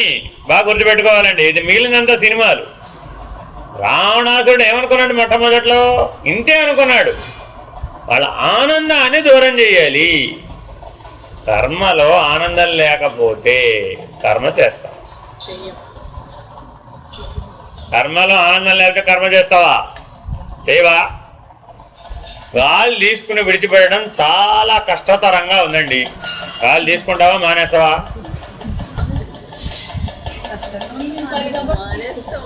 రండి, ఎగశ్వాస దిగశ్వాస. దిగటం లేదు, కిందకి దిగితే కదా మళ్ళీ పీల్చుకునేది. మరి ఎంతో కష్టతరంగా ఉంది, ఏం చేయాలి ఇప్పుడు? అయ్యో ఇప్పుడే ఆనందం లేదంటే మరి కర్మ చేయనో? ఆనందం లేదంటే కర్మ చేయనన్నావు కదా. ఏమంటావు డాక్టర్ దగ్గర వచ్చి? వాడు చెప్పక్కర్లేక ఆల్రెడీ వాడిని చూస్తే అర్థమైపోతుంది, ప్రాణం పోతుంది. గ్యాస్పింగ్, దీని ఏమంటారండి ఇట్లా ఉంటాను? గ్యాస్పింగ్. మరి ఏం చేయాలి? వెంటనే ముందు వాడి ప్రాణాలు నిలబెట్టే పని చేయాలి, తర్వాత మిగిలిన సంగతులు. ఏదో ఏం చేస్తే వాడి ప్రాణం నిలబడితే అది ఇది అదని కాదు. కాబట్టి డాక్టర్ గారికి ఒకేసారి 6-7 పరీక్షలు వస్తాయి. చెయ్యి తెగింది, రక్తం కారుతోంది, పైనేమో ప్రాణం పోతోంది. ఈ రెండింటిలో దేనికి వైద్యం చేయాలి? ముందు కాదు, నువ్వు అన్నీ లైన్లో పట్టరా, బ్యాండేజ్ కట్టి అంతా అయిన తర్వాత అప్పుడు ప్రాణ సంగతి చూద్దామని అనిపించాడు. ఆవిడప్పుడు ఉండాలి కదా. కాబట్టి మొట్టమొదటి ఏం చేయాలి?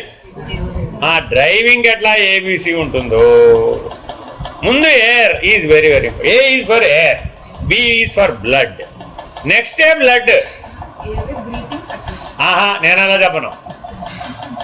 డాక్టర్ గారు ఎలా ట్రీట్మెంట్ చేయాలయ్యా? ముందు ఎయిర్వే, దాని గురించి పట్టించుకోవాలి. ఏదన్నా కానివ్వండి, అదంతా ఎయిర్వేకి సంబంధించిన గొడవే. ముందు ప్రాణం సంగతి పట్టించుకోవాలి, తర్వాత దేని సంగతి పట్టించుకోవాలి? బ్లీడింగ్, దాన్ని పట్టించుకోవాలి. Very very important. అంతేనా కాదా? నెక్స్ట్ సి అంటే ఏమిటో చెప్పండి. సి అంటే ఏంటో చెప్పండి. కంట్రోల్స్. అన్ని కంట్రోల్స్ సరిగా పనిచేస్తున్నాయా, పనిచేయట్లేదా? 12 గేట్లు సరిగా పనిచేస్తున్నాయా లేదా? 12 సిస్టంలు సరిగా పనిచేస్తున్నాయా లేదా? ఎందుకని ఈ మొదటి 2 పట్టించుకోలేదండి. ముందు మిగిలిన సిస్టంల గురించి కేస్ హిస్టరీ రాసుకోవాలండి. ఈయన పుట్టినప్పటి నుంచి అప్పండి అన్నాడు. ఇలా కూడా కొన్ని వైద్య విధానాలు ఉన్నాయి.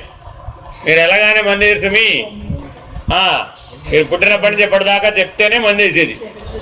అంతా చెప్పాల్సిందేనండి. వీడి సపోజ్ మన విశాలాక్షి గారిని పట్టుకెళ్ళాం, 80 ఏళ్ల హిస్టరీ చెప్పాలండి బాబు. ఎప్పుడు ఏమొచ్చిందో మిస్ అవ్వకుండా చెప్పాలి నువ్వు. అది నాకు తెలియదు. అదంతా 6 నెలలకు ఏమొచ్చింది, సంవత్సరానికి ఏమొచ్చింది, 2 ఏళ్ళకి ఏమొచ్చింది, అట్లా లైన్లో 80 ఏళ్ళ దాకా చెప్పాలి అంతే. అంటే అర్థం ఏంటి? ఎక్కడో మనం ఏది ప్రధానం అన్నది అక్కడ మిస్ అయిపోతుంది. కాబట్టి కర్మసూత్రానికి అత్యంత ప్రధానమేది? జ్ఞానం. జ్ఞానం మిస్ అయిపోయి కర్మ చేసామండి. What is the use? ఏం యూజ్ లేదండి. అందుకని ఏమంటున్నాడంటే ఆత్మారాముడు ఏమన్నాడంటే, ఫైనల్గా అడిగారు, ఇప్పుడు కాదు, రామాయణం అంతా అయిపోయిందండి. రామాయణం అంతా అయిపోయిన తర్వాత యోగ వాసిష్ఠ సారమే సీతారామాంజనేయ. యోగ వాసిష్ఠం వశిష్ఠుడు రామచంద్రమూర్తికి ఎన్ని వేల శ్లోకాలండి? ఏదో 8,000 నాకు తెలియదు. అన్ని వేలు మీ ఇష్టం ఎన్ని కావాలని అని పెట్టుకోవచ్చు. 8 వాల్యూముల శ్లోకాలు చెప్పాడండి. అదే సంగతి. అది 32,000 శ్లోకాలలో యోగ వాసిష్టం చెప్పబడిందండి. ఆ సారాంశమంతా హనుమంతుడికి సీతారామాంజనేయ సంవాదంగా రామచంద్రమూర్తి గురువై బోధించాడు. అర్థమైందండి. మీరు ఇలా ఎలా చెప్పగలిగారు అని అడిగితే నేను ఆత్మారాముణ్ణి కాబట్టి చెప్పగలిగాను అన్నాడు. అర్థమైందండి. బాగా గుర్తుపెట్టుకోండి. నేను ఎవరిని అయినప్పుడు బోధించేటప్పుడు ఆయన ఎవరు? ఆత్మారాముడు. మిగిలిన రాముడు మీరు కారా అన్నారు. అప్పుడు ఆయన ఏమన్నాడు? భద్రాద్రి రాముడు, ఒంటిమిట్ట రాముడు, మీ సంత చివరి రాముడు, మీ ఇంట్లో రాముడు, కళ్యాణ రాముడు, ఇవన్నీ మనం కల్పించాం. ఆయన ఆల్రెడీ అప్పటికే చాలా పాత్రలు ఉన్నాయి. మనం కూడా ఎన్ని కల్పించాం? చాలా కల్పించేసాం మనం కూడా. అది కూడా అదంతా నాకు తెలియదు. మరి ఇదంతా నీ కల్పనే తప్ప అవేం వాస్తవం కాదు.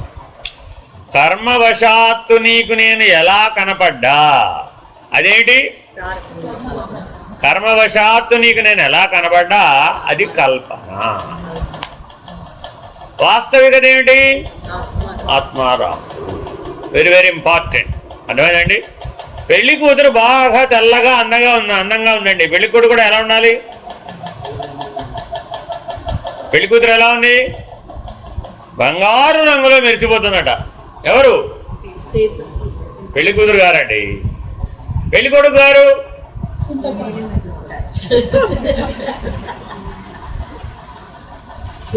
అందంగా చెప్తావు. నల్లని వాడని చెప్పడం రాదు. నీలమేఘ శ్యాముడు.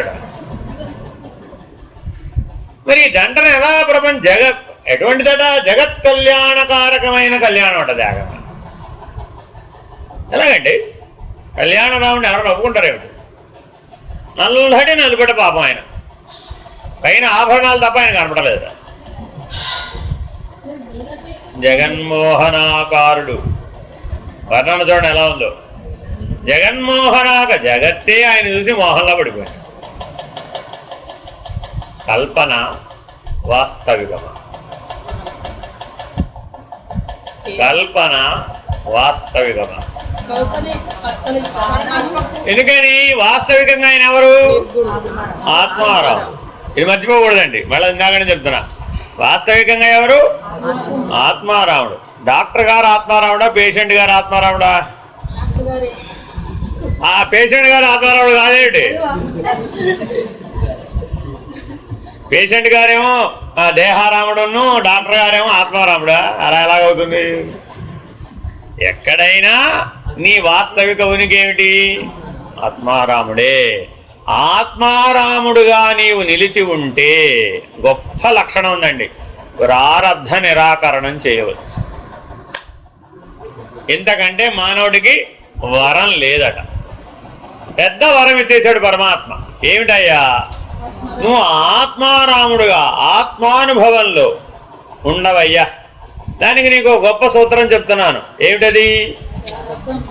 కాదు సూత్రం ఏమిటి? ఇందాక చెప్పాను. 4 ఒకే వాక్యం. అహం బ్రహ్మాస్మి. నేను బ్రహ్మమే అయి ఉన్నాను అన్న స్థానంలో ఉండు. నేను బ్రహ్మమే అయి ఉన్నాను అన్న స్థితిలో ఉండు. నేను బ్రహ్మమే అయి ఉన్నాను అన్న అనుభవంలో ఉండు.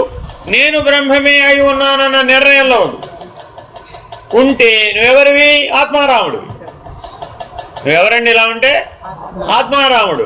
అట్టి ఆత్మారామునికి ప్రారబ్ధమే లేదు. ఎలాగో చెప్తున్నాడు. ఉత్పన్నే అప్యాత్మ విజ్ఞానే ప్రారబ్ధం నైన ముంచతి. 90వ శ్లోకం అండి. ఇది యశ్రూయతే శాస్త్రే తన్నిరాక్రియతే అధునా. ఆత్మజ్ఞానం కలిగినప్పటికీ ప్రారబ్ధం వదలదు అని శృతుల్లో శాస్త్రాల్లో ఉన్న విషయం ఇప్పుడు నిరాకరింపబడుతుంది. ఏమండి? శృతుల్లో శాస్త్రాల్లో చెప్పింది కూడా మీరు పాటించరా? ఒప్పుకోరా? ఎందుకని?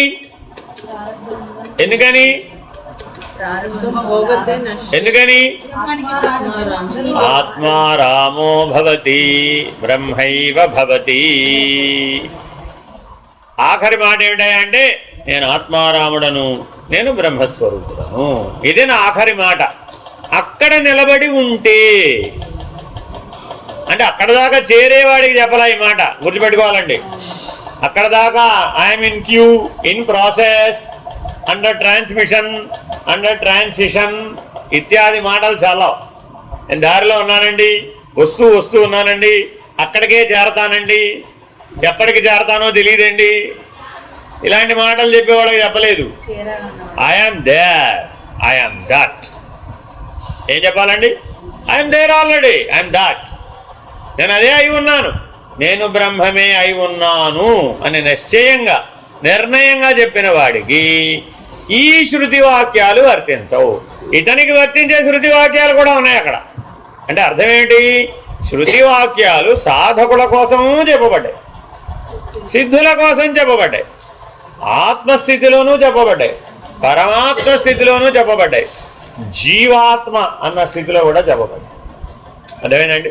కాబట్టి శృతివాక్యం అనే ఒక సర్వనామంతో అన్నీ అందరికీ వర్తింపజేయడం వీలు కాదు. చాలా చోట్ల శాస్త్రాల్లో జ్ఞాని అయిన వాడు కూడా ప్రారంధాన్ని అనుభవింపక తప్పదు, ప్రారంధం ఇంకా అతన్ని బంధించే ఉంచుతుంది అని చెప్పబడి చాందోగ్యోపనిషత్తు 6వ అధ్యాయం 14వ ఖండం 2వ మండలంలో ఏవమేవేహాచార్యవాన్ పురుషో వేద తస్య తావదేవ చిరం యావన్న విమోక్ష్యేథ సంపత్స్య ఇతి. జ్ఞాని అయిన వాడు కూడా శరీరం ఉన్నంత వరకు ప్రారంధం అనుభవించాలని, శరీర త్యాగం తర్వాత మోక్షాన్ని పొందుతాడని చెప్పబడింది. ఈ విషయమై శ్రీ ఆదిశంకరులు తమ అభిప్రాయాన్ని, అంటే ప్రారబ్ధ కర్మ అనేది జ్ఞానిని బంధించి ఉంచదు అనే విషయాన్ని స్పష్టంగా చెబుతున్నారు. జ్ఞాని అయిన వాని దృష్టిలో శరీరం అనేది ఏది ఉండనే ఉండదు. అటువంటప్పుడు శరీరమే లేని ఆత్మ ప్రారబ్ధానికి లోబడి ఉంటుంది అని అనడంలో అర్థం లేదు. కాకపోతే చూచేవాళ్ళు మాత్రం శరీరపాతం జరిగేటంత వరకు జ్ఞాని కూడా ప్రారబ్ధాన్ని అనుభవిస్తున్నాడని అనుకోవచ్చు. ఈ విషయాన్ని సమర్థించడానికి తర్వాతి శ్లోకాలు చెప్పవచ్చు. మీకు చిన్న ఉదాహరణ ఎలాగనేది అప్పుడు మీకు అర్థమైపోతుంది. శ్రీరామచంద్రమూర్తి రావణ యుద్ధంలో భీషణంగా పాల్గొన్నాడు. ఆ యుద్ధం ఎంత దివ్యంగా, అద్భుతంగా, భయంకరంగా జరిగిందయ్యా అంటే ఈ బ్రహ్మాండంలో ఎన్ని దివ్యాస్త్రాలు ఉన్నాయో అన్నీ ప్రయోగించబడ్డాయి. బ్రహ్మాండమే బద్దలైపోతుందా అన్నట్టుగా జరిగిందట యుద్ధం. ఈ సృష్టిలో ఎంతమంది అయితే ఉన్నారో దేవ, దానవ, కిన్నెర, కింపురుష, గంధర్వ, యక్ష ఇత్యాది దేవతలందరూ, మహర్షులందరూ ఆకాశ వీధిలో నిలబడి రాముడా రావణ, రాముడా రావణ. ఒక 10 నిమిషాలు రాముడిదిపై చేయి, ఇంకో 10 నిమిషాలు రావణాసుడిపై. రామరావణ యుద్ధం ఇలా పోటాపోటీగా సాగిందట.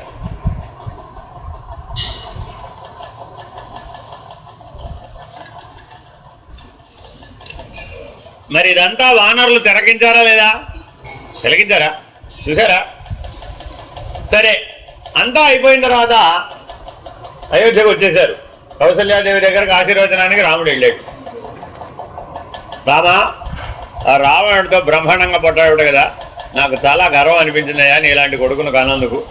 ఆ రాక్షస సంహారం బాగా చేసేవాడు కదా, బ్రహ్మాండమైనటువంటి దేవతలు కూడా ఆశ్చర్యపోయేటంత యుద్ధం చేసేవాడు కదా. మీ నాన్నగారు కూడా దేవాసుర సంగ్రామంలో పాల్గొన్నారు, కానీ నీలాగా పాల్గొనను, తండ్రి కంటే గొప్పగా యుద్ధం చేశాడు అని నీ గురించి మీ నాన్నగారి కంటే గొప్ప కీర్తి వచ్చింది నీకు అని ఈయన యుద్ధం గురించి పరోక్షంగా మాటలు విన్న కౌసల్య చెప్పింది. ఇప్పుడు ఆవిడ చెప్పింది సత్యమేనా అసత్యమా? సత్యమా అసత్యమా?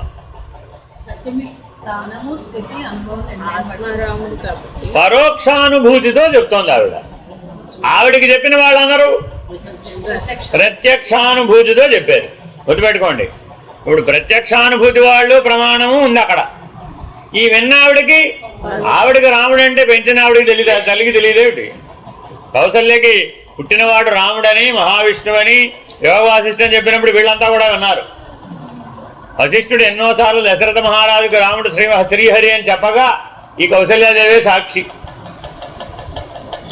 మరి ఇవన్నీ తెలిసిన కౌసల్యకి శ్రీ మహావిష్ణువు ధర్మ సంస్థాపనార్థమై వచ్చాడని, ఆ రాక్షసులందరినీ సంహరించాడని, దుష్టులను శిక్షించాడని, శిష్యులను రక్షించాడని, ఈ లోక కళ్యాణంలో ఈ ప్రణాళికంతా భాగమని ఇదంతా ఆవిడికి తెలీదా? అంత పరోక్ష జ్ఞానం ఉన్నటువంటి కౌసల్య పరోక్షానుభూతితో చెప్పిన మాటలు అసత్యం ఎలా అవుతాయి? తల్లి పిల్లవాడి గురించి చెప్పినటువంటి మాటలు అసత్యం ఎలా అవుతాయి? అవకాశం లేదు. కానీ పరోక్షానుభూతి కూడా ప్రమాణం ఉంది అక్కడ. మరి లేదనడానికి వీల్లేదు. ఒకవేళ అడిగామనుకోండి, ఆవిడ అంటుంది మా అబ్బాయి సంగతి నాకు చెప్తే వీడు, మీరే ప్రమాణం. మీ పిల్లల గురించి ఏమైనా మీకు చెప్పారండి, మీరేమంటారు? మా పిల్లడి గురించి నాకు తెలీదా, నువ్వు చెప్తే బిడ్డ ఎలా తెలుసు నీకు అని అడిగాడు ఆయన. పరోక్షానుభూతి గుర్తుపెట్టుకోవాలండి.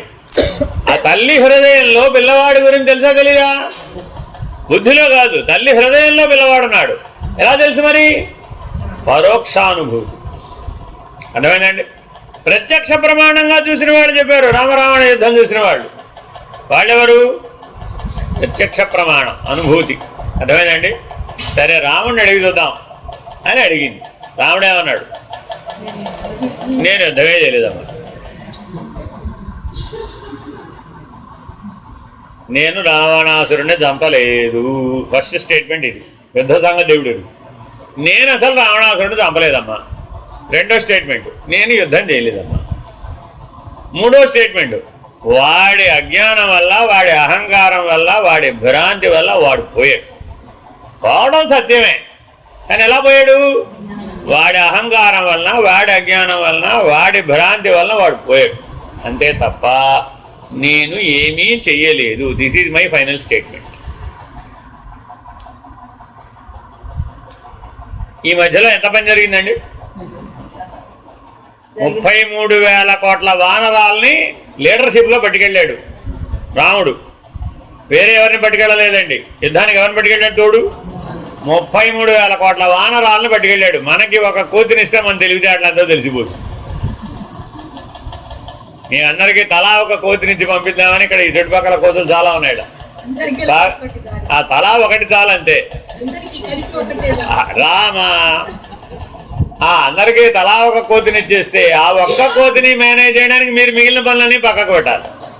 మరి రాముడు ఆత్మారాముడై 33,000 కోట్ల వానరాలకు నాయకుడై నడిపించాడు. వాటితో రాక్షసులను సంహరింపజేశాడు. వాటితో అసాధ్యమైన పనులు వారధి కట్టాడండి. సముద్రానికి వారధి కట్టించాడు. ఆయనేం కట్టలేదు, కోతుల చేతే కట్టింపజేశాడు. ఆత్మారాముడు స్వయంగా పూనుకొని ఏ పని చేయదు. చాలామంది ఏమంటారు, రాముడు వారధి కట్టాడు. కట్టలేదు, కట్టించాడు. కట్టించలేదు, కడుతుంటే చూశాడు. చూడండి, 3 ప్రమాణాలు చెప్తున్నాం. 1 ప్రత్యక్ష ప్రమాణం, 2 పరోక్ష ప్రమాణం, 3 అపరోక్షం. 3 ఏది సత్యం? అపరోక్షమే సత్యం. మొత్తం కలిపి ఆత్మారాముడు ఒకటే స్టేట్మెంట్ ఇచ్చాడు. రాజారాముడే పట్టాభిషేకం అయిపోయిందండి, వెనక్కి తిరిగి వచ్చేసాడు. అంతా అయిపోయిన తర్వాత ఇప్పటి వరకు ఏమీ జరగలేదు అన్నాడు. మా నాన్నగారు నన్ను వనవాసానికి పంపలేదు, నేను వనవాసానికి వెళ్ళలేదు, సీతమ్మని తీసుకెళ్ళలేదు, నేను రాక్షసులతో యుద్ధం చేయలేదు, వాళ్ళు పోను లేదు, అసలు ఇప్పటి వరకు జరిగింది ఏమీ జరగలేదు. Let us start fresh. గతంలో జరిగిందంతా వదిలేసేయండి, జరగలేదు అన్నాడు. అంతే. మనం అలా ఒప్పుకుంటావా?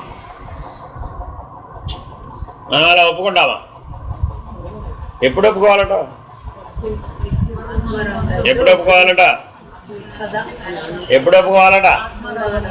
మృత్యు వచ్చి ముంగిట నిలబడ్డప్పుడట. మృత్యుదేవత యమధర్మరాజు వచ్చి నిలబడ్డప్పుడు ఇప్పటి వరకు ఏమీ జరగలేదు, లెట్ us స్టార్ట్ ఫ్రెష్. నేను అదేగా చెప్తాను అన్నాడు ఆయన. ఆయన కూడా ఏం చెప్పాడు? అరే నేను అదే చెప్తున్నాను బాబు, ఇప్పటి వరకు జరిగిందంతా మర్చిపో, అదంతా అజ్ఞానం, అదంతా జీవుడు, వేస్ట్ అదంతా. అర్థమైంది? కాబట్టి నువ్వేం చేయాలి? Let us start fresh. ఈయన అదే చెప్పాడు, ఆయన అదే చెప్పాడు. చూడండి, సేమ్ డైలాగ్సే. కానీ ఏముంది అక్కడ?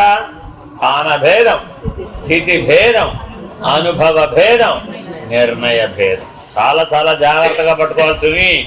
లేకపోతే అపరోక్షానుభూతి బదులు ఎక్కడికి వచ్చేస్తాం? భ్రమాజన్యమైనటువంటి జ్ఞానంలోకి వచ్చేస్తాం. అది కనీసం ప్రత్యక్ష ప్రమాణం కూడా కాదు. భ్రమాజన్యమైన జ్ఞానం కేవలం ఊహా మాత్రమే తప్ప అది సత్యం కాదు. తత్వజ్ఞానోదయాదూర్ధ్వం ప్రారబ్ధం నైవ విద్యతే దేహాదీనామ సత్యత్వాత్ యథా స్వప్నో విబోధతః. నాయనా, జీవితం అనేటటువంటి కథంతా, నాటకమంతా ఎందుకు ఆడుతున్నావు? Straight question. జీవించడం అని అంటలా, జీవితం అనేటటువంటి కథంతా, నాటకమంతా ఎందుకు ఆడుతున్నావు? ఎందుకు ఆడుతున్నావు? తత్వజ్ఞానోదయాదూర్ధ్వం, మేల్కొన్న తర్వాత స్వప్నం ఉండనట్లే దేహాదులు అసత్యమైనందువల్ల జ్ఞానోదయం అయిన తర్వాత ప్రారబ్ధం అనేదే ఉండదు. ఈ స్టేట్మెంట్ చాలా చాలా చాలా చాలా చాలా పెద్దది, చాలా చాలా గుర్తుపెట్టుకోవాల్సింది. మృత్యువు కళ్ళెదురకుండా ఉన్నప్పుడు గుర్తు రావాల్సింది. ఎందుకు గుర్తు రావాలండి? మృత్యువు నీ ప్రారబ్ధంలో భాగం కాబట్టి. ఎవరికైతే ఆత్మజ్ఞానం, బ్రహ్మజ్ఞానం కలిగిందో వాటికి ప్రారబ్ధం అనేదే లేకపోతే మరల మృత్యువు రావడం, కళ్ళ ముందు కనబడడం, నిన్ను పట్టుకుపోతానంటాం, నీ ప్రాణాలు పోవడం ఇత్యాది మృత్యు క్రీడ లేదు. అదంతా ఏంటండి? మృత్యు క్రీడ. అది కూడా ఒక ఆట. అర్థమైందండి? అదంతా ఇందులో భాగం, ప్రారబ్ధంలో భాగం. ప్రారబ్ధమే లేదు అంటే అసలు మృత్యువే లేదు.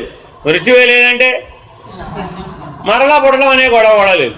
మృత్యు ఉంటే జాతస్య హి ధ్రువో మృత్యు ధ్రువం జన్మ మృతస్య చ తస్మాదపరిహార్యేర్థే త్వం శోచితుమర్హసి. దాని గురించి ఏడవక్కర్లేదు నాయన అని జీవుడికి చెప్పాడా, ఆత్మకి చెప్పాడు? భగవద్గీతలు అందుకే అది ముందే వచ్చేస్తుందండి. దాని మొదటి అధ్యాయాలు, రెండవ అధ్యాయాల్లోనే వచ్చేస్తుంది. మొదటి రెండవ సాంఖ్యయోగంలోనే జాతస్య హి ధ్రువో మృత్యు. ఎవరి కోసం ఏడుస్తావయ్యా? ఎడమాక, డోంట్ వరీ, డోంట్ క్రై. ఎందుకని? ఇది మృత్యు క్రీడ. జీవితం అంటే ఏమిటయ్యా? మృత్యు ఆడే ఆట. జీవితాన్ని దేంతో పోల్చాడండి? మృత్యు ఆడే ఆట అయ్యా అది బాబు. అంటే అర్థం ఏంటండి? పోయినసారి ఏది పోయిందో ఇప్పుడు కూడా అదే పోతుంది. మృత్యు ఆడే ఆట అంటే ఏంటండి? పూర్వం ఏది పోయిందో ఇప్పుడు కూడా మరలా అదే పోతుంది. కొత్తది ఏం పోయింది కనుక నీకు వచ్చిన భ్రాంతి ఏమిటంటే కొత్తది పుట్టింది. కొత్తగా పుట్టాను, కొత్తది పుట్టింది అని అనుకోవడం భ్రాంతినైనా, కొత్తది పుట్టలేదు. బ్రహ్మగారి సృష్టి ఏదైతే ప్రారంభమైందో ఆ సృష్టిలో భాగమేగా. ఎవరు ఎన్నిసార్లు పుట్టిపోయినా కొత్త సృష్టి వచ్చిందంటావే? కొత్త సృష్టి వచ్చిందా? ఎక్కడన్నా రాలేదు. కొత్త అలలు వచ్చినాయంటావా?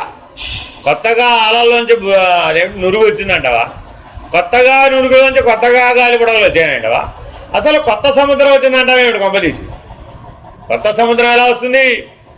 రాదు కదా. కొత్త సముద్రం రానప్పుడు కొత్త అలలు ఎలా వచ్చినాయి? కొత్త అలలు కానప్పుడు కొత్త నురుగు ఎలా వచ్చాయి? కొత్త నురుగు కానప్పుడు కొత్త బుడగలు ఎలా వచ్చాయి? ఇదంతా ఒక ఆట.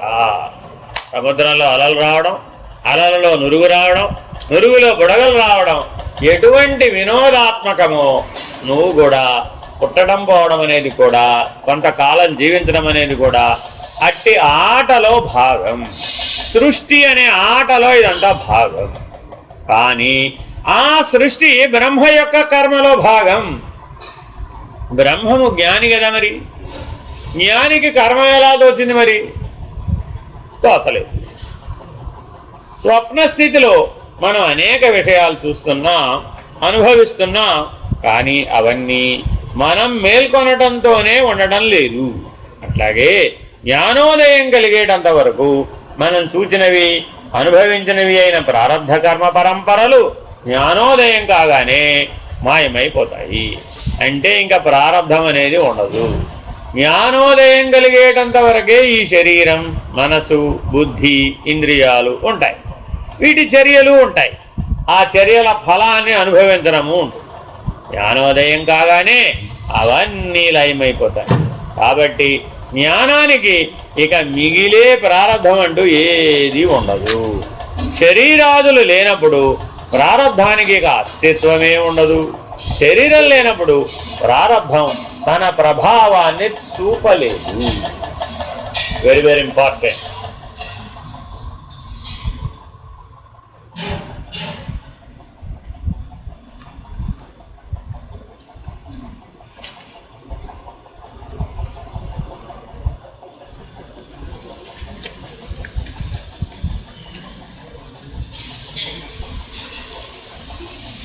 శ్రీకృష్ణమూర్తికి బాగా తలనొప్పి వచ్చిందండి ఒకసారి.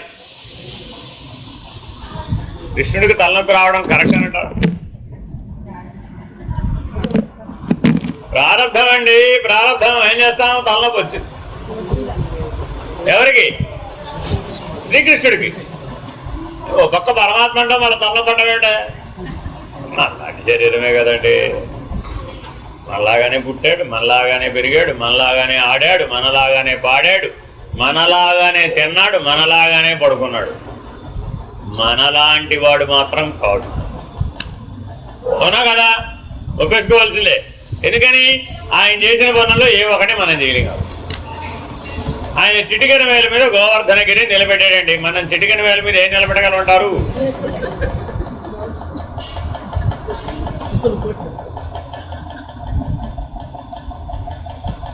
ఆలోచించడమే కష్టం. అంతేనా కదా? ఎందుకని? మనకి లేదంటే, ఆ బలం లేదంటే సామర్థ్య బలం చేత ఆయన పరమాత్మ అయ్యాడే తప్ప స్థాన బలం చేత, స్థితి బలం చేత, అనుభవ బలం చేత, నిర్ణయ బలం చేత, సామర్థ్యం చేత ఆయన పరమాత్మ. జన్మతః అలాగా నానా కష్టాలు పడలేదు. ఏమిటి? మనం దేనికోసం కష్టపడుతున్నామండి?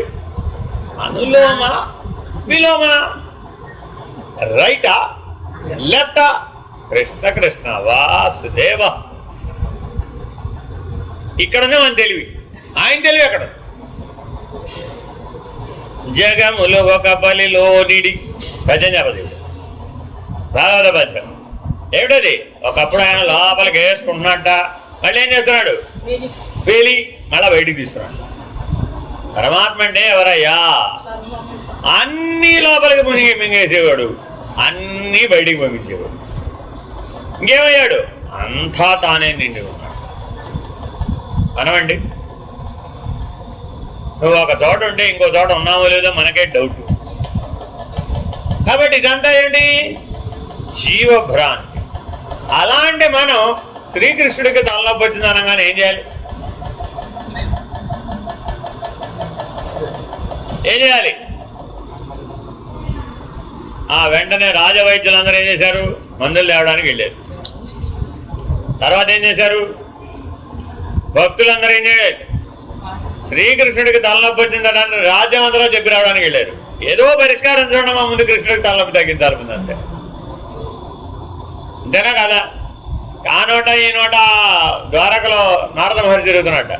శ్రీకృష్ణుడికి తలనొప్పి వచ్చింది స్వామి, మీరు ఏమిటి హాయిగా నారాయణ నారాయణ అనుకుంటారు, వీళ్ళు ఆయన తగ్గించడం ముందు అని ఆయనకి చెప్పారట. శ్రీకృష్ణుడికి తలనొప్పి రావడం మీ అర్థం లేదు, మీకేదో ఆయన చెప్పదలుచుకుంటాడు, ఆయన ఏదో ఉద్దేశం ఉంది. నేను వెళ్ళి కనుకొస్తానుండు ఆయన వెళ్ళాడు. ఏమిటయ్యా బాబు నీకు తలనొప్పి రావడం ఏంటయ్యా? అర్థం ఉందా ఇందులో ఏమైనా? నీ లీలా నాటకం కదా ఇది. ఎందుకు వీళ్ళందరినీ ఇట్లా పరుగులు పెట్టిస్తున్నావు? నిజంగానేనయ్యా బాబు, నువ్వు కూడా నమ్మడం లేదేమిటి? వాళ్ళంటే ఏదో అజ్ఞానులు, వాళ్ళు నమ్మలేదనుకో.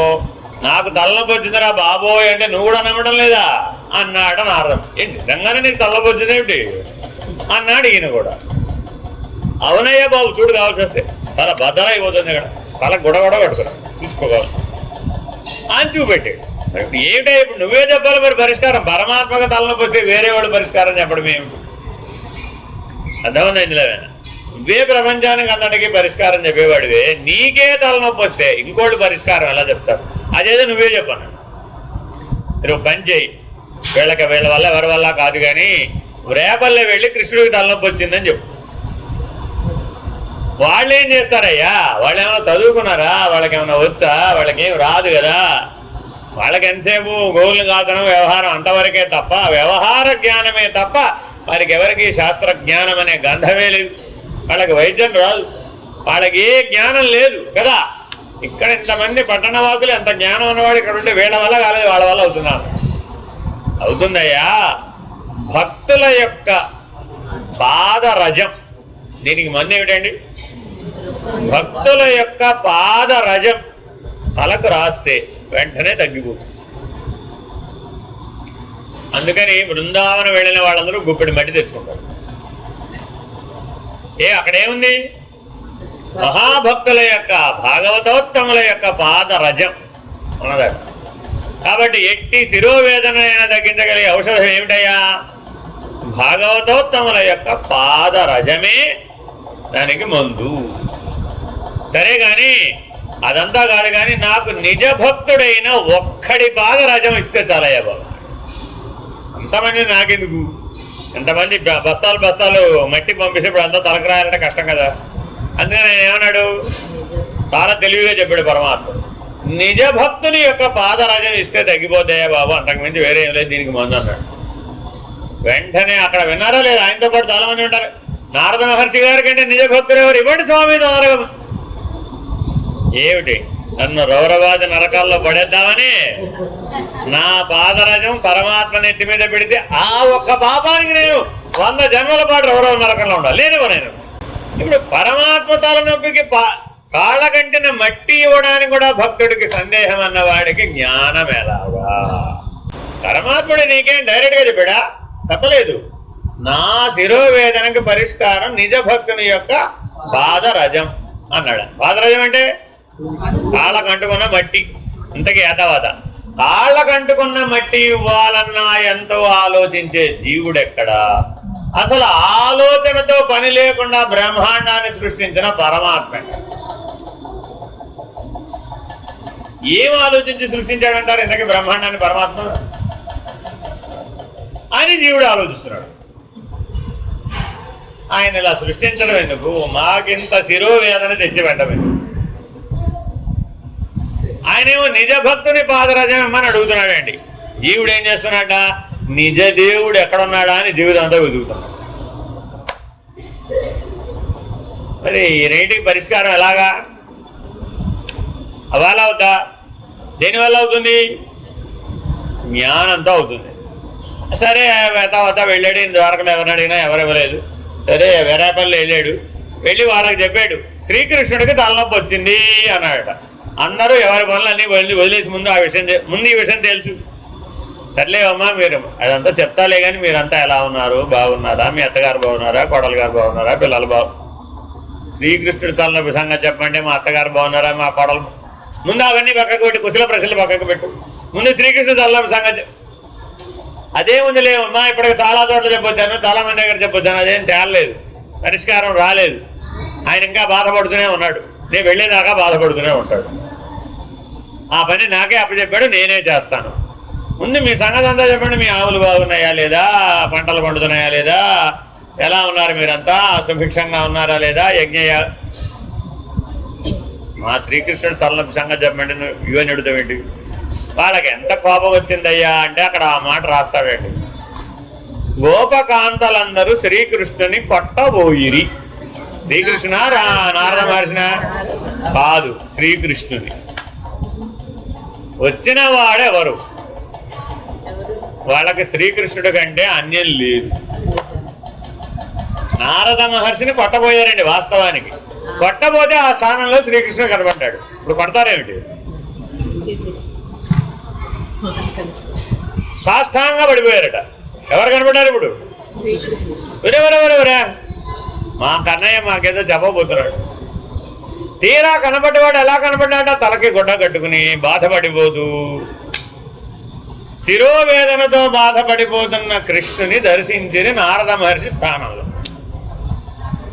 ఇప్పుడేం చేయాలి? అందరూ వలవలా ఏడవడం మొదలుపెట్టేశారు. ఇప్పుడు నా వెంట పోవడం ఎవరు అంటే కొడతారేమోనని ఇట్లా దాటబెట్టి వాళ్ళేమో విలవిలా ఏడుస్తున్నారు, వలవలా ఏడుస్తున్నారు. ఏమిటి వీళ్ళు ఉన్నట్టుండి ఏడుస్తున్నారు? ఏమైంది మీకు? మా శ్రీకృష్ణుడికి మా కన్నయ్యకి శిరోవేదన ఎట్లా జరిగింది ఇప్పుడు మాకు అర్థమైపోయింది. ఏం చెప్పాడు? ఇంత అధ్యాపకం ఉంది. అసలు పరిష్కారం ఏంటి? నిజ భక్తుని యొక్క పాదరజం కాలి కంటెన మట్టే మందటమ్మా అని చెప్పాడు. ఇంతకి ఆ మాట ఇంతకు ముందు వచ్చినప్పుడే చెప్పచ్చు. ఆగు, నీకేం కావాలి? మట్టి కావాలి అంతేనా? అందరూ వెళ్ళారు. ఒక అమ్మడు పట్టరా అన్నారు. ఒక అమ్మడు పరిచి టకటకా వెళ్ళి అక్కడ కాళ్ళు ఎట్టి మట్టి అంటుకుని అయితే నిలు దులిపారు. మీ అందరి మట్టి తెమ్మని లేదు. ఎవరి మట్టి తెమ్మన్నాడు? మాకంటే భక్తులు ఎవరయ్యా అన్నారట. మాకంటే భక్తులు ఎవరున్నారు? అసలు లేనే లేరు. నువ్వు మోసుకెళ్తావా ఈ మట్టి? మమ్మల్ని మొత్తం ఇన్ని వందల కిలోల మట్టి మోసుకెళ్ళి అర్జెంటుగా ఇచ్చేసిరమ్మంటావా? నారద మహర్షి అన్ని 100 కిలోల మట్టి అంట మోసు. ఆయన కావాల్సింది ఏమిటి? ఓ చిటికెడు కావాలంతే. వీళ్ళు ఎంత ఇచ్చారు? ఓ లారీడు ఇచ్చారు మట్టి. పైగా ఎంత కాన్ఫిడెన్స్తో చెప్పారు? మాకంటే నిజ భక్తులు లేనే లేరు. ఎలా చెప్పగలరన్నారు. ఒక్కసారి మమ్మల్ని తేరిపార చూడన్నాడు. వాళ్ళకి ఎంత కాన్ఫిడెన్స్ అంటే మమ్మల్ని ఒకసారి తేరిపార చూడు. చూస్తే వాళ్ళ స్థానంలో శ్రీకృష్ణుడు కనబడుతున్నాడు. వాళ్ళు లేరు. అప్పుడు అర్థమైపోయింది నారద మహర్షి నిజ భక్తులు ఎవరు. అర్థమైనా అర్థం కాలేదా? ఇప్పుడు వాళ్ళు ఇంకా చెప్పాలా? నేను చెప్పక్కర్లా. అమ్మ మీ మూట మీ దగ్గర ఉంచుకుంటే నువ్వు టికెట్ తీసుకుని వాళ్ళ తృప్తి కొరకు మీ శ్రీకృష్ణుడి నొప్పి తగ్గిపోయిందమ్మా అన్నాడు. అలా ఇక్కడే ఉన్నారు. అది ఎలా తగ్గిపోయింది? అక్కడున్న శ్రీకృష్ణుడు ఇక్కడ కనపడగలగా ఏమి? ఇక్కడ నుంచి మధ్య అక్కడికి పట్టుకెళ్తేనే తగ్గుతుందా? తగ్గిపోయిందమ్మా, నాకు అర్థమైపోయింది. ఏమో అర్థమైపోయింది? నిజ భక్తులు ఎవరో నిరూపించదలుచుకుని ఈ ప్రపంచానికి ఈ శిరోవేదన నాటకం ఆడాడు. ఎంతైన విషయం ఏంటి తెలుసా? ఇది భాగవతంలో లేదు. ఏమండి ఇప్పుడే చెప్తున్నానా? శ్రీకృష్ణ కర్ణామృతంలో ఒకలాగా, భాగవతంలో ఒకలాగా, రాస పంచాధ్యాయులో మరొకలాగా. ఇదే కథ అనేక ఇతివృత్తాలతో అనేక చోట అనేక రకాలుగా చెప్పబడింది. కానీ వాస్తవానికి ఇవన్నీ కల్పనలే. మరి ఇందులో జ్ఞానం ఉందా లేదా? ఉందా? ఏది ఏది ఏది అంతటా ఉన్నది పరమాత్మే. ప్రారబ్ధ కర్మ లేదు. అర్థమైందండి? శరీరం ఉంటే కదా ప్రారబ్ధ కర్మకి. అసలు పరమాత్మకి శరీరమే లేదు. శరీరమే లేని వాడికి ప్రారబ్ధ కర్మ ఎక్కడి నుంచి తెచ్చి పెడదాం? ప్రారబ్ధ కర్మే లేని వాడికి కర్మ భోగాన్ని ఎక్కడి నుంచి తెచ్చి పెడదాం? కర్మ భోగమే లేని వాడికి భోగాయతన స్థితి ఉన్నదని ఎలా చెప్తామా? అలా విలుగా కర్మ జన్మాంతరం కృతం ప్రారబ్ధమితి కీర్తితం తత్తు జన్మాంతరాభావత్ పుంసో నైనాస్తి కర్హిచిత్. జన్మాంతరాలలో చేసిన కర్మనే ప్రారబ్ధం అంట. కాబట్టి జ్ఞాని దృష్టిలో జన్మాంతరం అనేదే లేదు. కాబట్టి అతడు ఏ స్థితిలోనూ లేనట్లే. అసలు వాడు లేనే లేడు. వాడే లేడంటుంటే వాడు 800 జన్మలు లెక్క రాయండి. ఇది 801వ జన్మ అవునో కాదో లెక్కేయండి. జ్ఞానం 801వ జన్మలోనే కదా వచ్చేది. దేని ప్రకారం? అందులో ఏ ఉపాఖ్యానం? లోగడ జన్మల్లో మనం చేసుకున్న ఏ కర్మ వల్ల మనకు ఈ శరీరం జన్మ లభించిందో ఆ కర్మలని ప్రారబ్ధ కర్మలు అంటారు. జ్ఞాని దృష్టిలో జన్మాంతరాలనేవి ఏవి ఉండవు. అతడు ముక్తుడు కాదు. అతడు ఏ స్థితిలోనూ ఏ అవస్థలోనూ ఉన్నవాడు కాడు. అంటే జ్ఞానికి ప్రారబ్ధం అనేది ఉండదని, ప్రారబ్ధం ఉండదు కాబట్టి భవిష్యత్తులో మరొక జన్మంటూ ఉండదని భావం. కాబట్టి నహి జ్ఞానేన పవిత్రమిహ విద్యతే. ఎవడికైతే జ్ఞానం వచ్చిందో వాడికి శరీరం లేదు, కర్మ కూడా లేదు. ఎవరికైతే జ్ఞానం రాలేదో వాడికి ఏమన్నా? ఇప్పుడు శరీరము ఉన్నది, కర్మ కూడా ఉన్నది. కర్మ ఉంటే జన్మ ఉంది. కాబట్టి ఒకదానికొకటికి సంబంధపడి ఉన్నాయి. వీటిని మూడింటిని ఏమంటారు? అన్యోన్యాశ్రయం అంటారు. ఏమిటండి అవి? శరీరం, కర్మ, జన్మ. శరీరం, కర్మ, జన్మ. శరీరం, కర్మ, జన్మ. చక్రీయం. ఏమిటండి ఇవి? శరీరం, కర్మ, జన్మ. కాబట్టి ఏ కదలిక లేనటువంటి పరమాత్మకు అచలోయం సనాతన. తన గురించి తానేం చెప్పుకున్నాడు? కూటస్థం ధ్రువం అచలోయం సనాతన. ఇది పరమాత్మ యొక్క స్థితి. ఈ పరమాత్మ యొక్క 4 లక్షణాలతో ఎవరైతే ఉన్నారో కూటస్థమచలం ధ్రువం సనాతనం నిత్యం, ఇటువంటి నిర్ణయంలో ఉన్నటువంటి వాడికి ఏం లేదండి? శరీరం, కర్మ, జన్మ, తదాదిగా ఉన్న మృత్యు. ఈ మూడింటితో మొదలైన ఎక్కడికెళ్ళి తేలింది? మృత్యుడు ఎక్కడికెళ్ళి తేలింది. కాబట్టి శరీరం, కర్మ, జన్మ లేదు అని ఒక పక్క చెప్తుంటే నిర్ణయంగా మరలా మృత్యు ఉందని చెప్తామా? మృత్యువే లేదు. స్వప్న దేహో యథాధ్యస్థ తథైవాయం హి దేహకః అధ్యస్థస్య కుతో జన్మ జన్మ భావే హి తత్కుతః. స్వప్నంలోని శరీరం అధ్యస్థం మిథ్యా. అధ్యస్థం అంటే అధ్యాస చేత కలిగినది అధ్యస్థం. అధ్యాస చేత కలిగింది అధ్యస్థం. అధిభూతం, అధిదైవం, అధ్యాత్మ అనేవి అధ్యస్థం. అది అధ్యాస. ఈ సృష్టి దేంతో ప్రారంభమైనట? అది దైవికం, తర్వాత అది భౌతికం, తదుపరి ఆధ్యాత్మికం. ఏమిటండి? అది దైవికం అధిష్టానం, అది భౌతికం ఆశ్రయం, అధ్యాత్మం నేను. సృష్టి అంటే ఏమిటయ్యా? ఈ మూడే సృష్టి. అధిష్టానమైనటువంటి దైవము, ఆశ్రయమైన జగత్తు, అనుభవించేటటువంటి నేను జీవుడు. జగజ్జీవేశ్వరత్రయమునకే అధిదైవమని, అధిభౌతికమని, అధ్యాత్మమని పేరు. అర్థమేనండి? సృష్టి దాంతో ప్రారంభించేట. బ్రహ్మకర్మ అనగా ఏమి అంటే ఆయన ఆది దైవాన్ని నిర్ణయించాడు.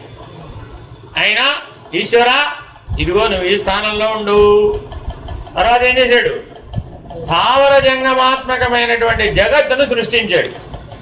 ఇదిగో ఇది నీకు ఆశ్రయం. అధిష్టానాన్ని సృష్టించాడు, ఆశ్రయాన్ని కూడా సృష్టించాడు. మరి ఇప్పుడు భోగించేవాడేడి? ఆ భోగించేటటువంటి జీవులను సృష్టించాడు. సృష్టించి ఏం చేశాడు? అందులో అహంకారం లేదట. ఈ జీవులు మొదట సృష్టి అయినప్పుడు వీళ్ళలో నేననే అహంకారం పని చేయలేదు. మరి అప్పుడు వీడికి భోగ దృష్టి ఉందా? లేదు. వీడు కూడా ఆ స్థావర జంగమాల్లో భాగంగా జడంలోనే కలిసిపోయి ఉన్నట్టు. ఒరే ఆ సృష్టి అంతా వేస్ట్ అయిపోయింది. ఇప్పుడు అనుభవించేవాడు లేకపోతే ఈ సృష్టి వల్ల ప్రయోజనం ఏముంది? ఏమిటి లోపించింది అని ఈశ్వరులో చూశాట. ఆయన నేనంటలేదు. ఆ స్థావర జంగమాత్మకమైనటువంటి సృష్టిని చూశాట. అది నేనంటలేదట. ఈ జీవ సృష్టి 84 లక్షల జీవరాశులను సృష్టిస్తే అవి కూడా నేను అనటం లేదు.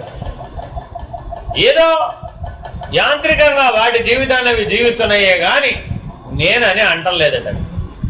మరి ఇప్పుడు ఎలాగా ఈ సృష్టి అంతా నిష్ప్రయోజనం అయిపోయిందే అనుకున్నట్ట. ఎలా దీన్ని ప్రయోజనశీలంగా చేయాలా అని ఆలోచించాడు. ఆలోచిస్తే ఆయనకు ఒక స్వప్నం వచ్చింది. ఆయనకి, ఎవరికి? బ్రహ్మగారికి స్వప్నం వస్తే ఆ స్వప్నంలో ఒక వ్యక్తి ఈ తాను చేసిన సృష్టిని అంతటిని అనుభవించడం మొదలుపెట్టాడు. భోగించడం. అంతా నాదే అంటూ భోగిస్తున్నాడు. ఎక్కడ? బ్రహ్మగారి స్వప్నంలో. ఏమంటున్నాడు ఆయన? ఇదంతా నాదే, నాదే, నాదే, సృష్టి అంతా నాదే. ఎవడురా వీడు? నేను చేసిన సృష్టిని నాది, నాది, నాది అంటున్నాడు వీడు అని ఒక్కసారి మేల్కొన్నట్ట. ఏమనంటూ మేల్కొన్నట్ట? ఓహం అంటూ మేల్కొన్నట్ట. మేల్కోగానే ఏమైంది? నేనెవరు? వీడెవడరా బాబు? నేను నాది నాది అంటున్నాడు, వీడెవరు అంటూ కోహం అంటూ మేల్కొన్నట్ట.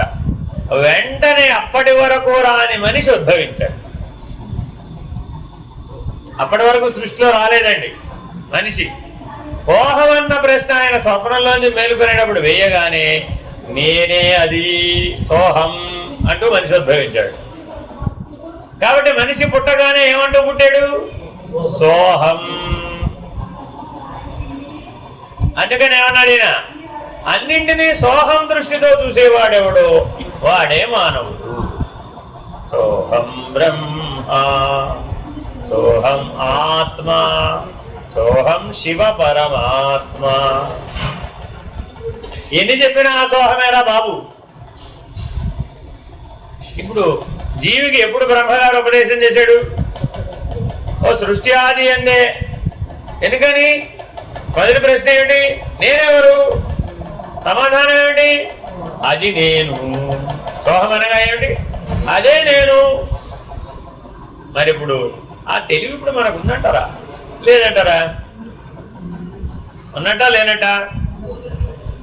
ఉన్నట్టా లేనట్ట? ఆ శ్రీకృష్ణుడి శిరోవేదంలాగా అయిపోయింది మన పరిస్థితి కూడా. అందుకని ఏమంటున్నాడు? స్వప్నంలోని శరీరం అధ్యస్థం, అది అధ్యాస.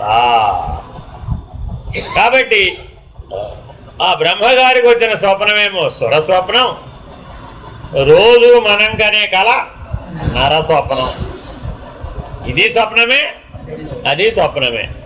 కాబట్టి మరి ఆ స్వప్నం అంటేనేమిటి? అధ్యాస, లేనిది ఉన్నట్లుగా తోచడమే స్వప్నం అంటే. మరి అప్పుడు పరమాత్మ ఉన్నాడా లేదా? అప్పుడు లేడు. నువ్వు కళలో మునిగున్నప్పుడు ఎప్పుడైనా పరమాత్మని కనబడ్డా? కనబడలేదా? అప్పుడు లేడంటావేమిటి? అప్పుడు ఉన్నాడు, ఆయన ఉన్నాడు కానీ నీకు లేడు. స్వప్నంలో మునిగిపోయినటువంటి వాడికి పరమాత్మ లేడు, ఆ స్మరణ లేదు, ఆ స్ఫూర్తి లేదు. ఒకవేళ పరమాత్మ యొక్క స్మరణ కలిగిందనుకోండి, అప్పుడు ఈ స్వప్నం లేదు. పరమాత్మ యొక్క స్మరణ కలిగితే స్వప్నమే లేదు. మరి అటువంటిప్పుడు పరమాత్మ యొక్క స్మరణ స్వప్నంలో లేకపోవడం వలన ఆ స్వప్నమే సత్యమని భావించు. అట్లాగే జాగ్రత్తావస్థలోని శరీరం కూడా అధ్యస్థమే. ఎలాగట? అసలు శరీరం ఉంది కాబట్టే కదా మేలుకోవడం కలగనడం, మేలుకోవడం కలగనడం అనే 2 పనులు చేస్తున్నాడు మానవుడు. 2 పనులు చేస్తున్నాడా? 3 పనులు చేస్తున్నాడా? 2 పనులా 3 పనులా? 2 పనులా 3 పనులా?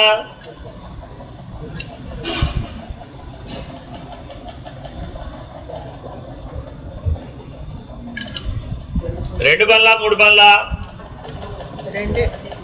2 పనులు. ఏమిటవి? తనను తాను గుర్తించడం, తనను తాను మర్చిపోవడం. ఏం చేస్తున్నాడండి? తనను తాను గుర్తించడం, తనను తాను మర్చిపోవడం. ఎప్పుడెప్పుడైతే ఆ జాగ్రత్త అవస్థలో, స్వప్నావస్థలో, నిద్రావస్థలో మునిగిపోయాడు, కలిసిపోయాడు, కారే వాడైపోయాడు. ఆ మూడింట్లో మునిగిపోయినప్పుడు ఏమైపోయాడు? డ్రైవర్ గారు కాస్త కారు అయిపోయాడు. మరి అప్పుడు ఏమైపోయింది? తనను తాను మర్చిపోయాడు. అంతే. కాబట్టి అలా కలిసిపోవడం అధ్యస్థం, మిథ్యా, శాశ్వతం కాదు. భ్రాంతి వలన కలిగే వాటికి పుట్టుకంటూ ఎట్లా ఉంటుంది? ఏది శాశ్వతం కాదో, ఏది అశాశ్వతమో, ఏది మిథ్యా వస్తువో, ఏది కళలో మాత్రమే ఉన్నదో దానికి పుట్టుక ఉందని చెప్తామా? ఒక ఆవిడ కలగన్నదట, మునిమనవడు పుట్టాడు అని. ఎప్పుడు? కళలో. అందంగా ఉన్నాడు అని, బాగా ఆడుకుంటున్నాడు అని, పుట్టగానే 32 పళ్ళతో పుట్టాడు అని.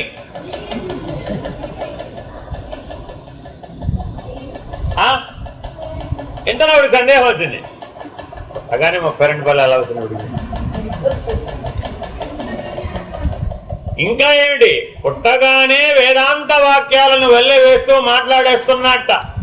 32 పళ్ళు కలిగి ఉండి రెండో ఆశ్చర్యం కలిగిందట.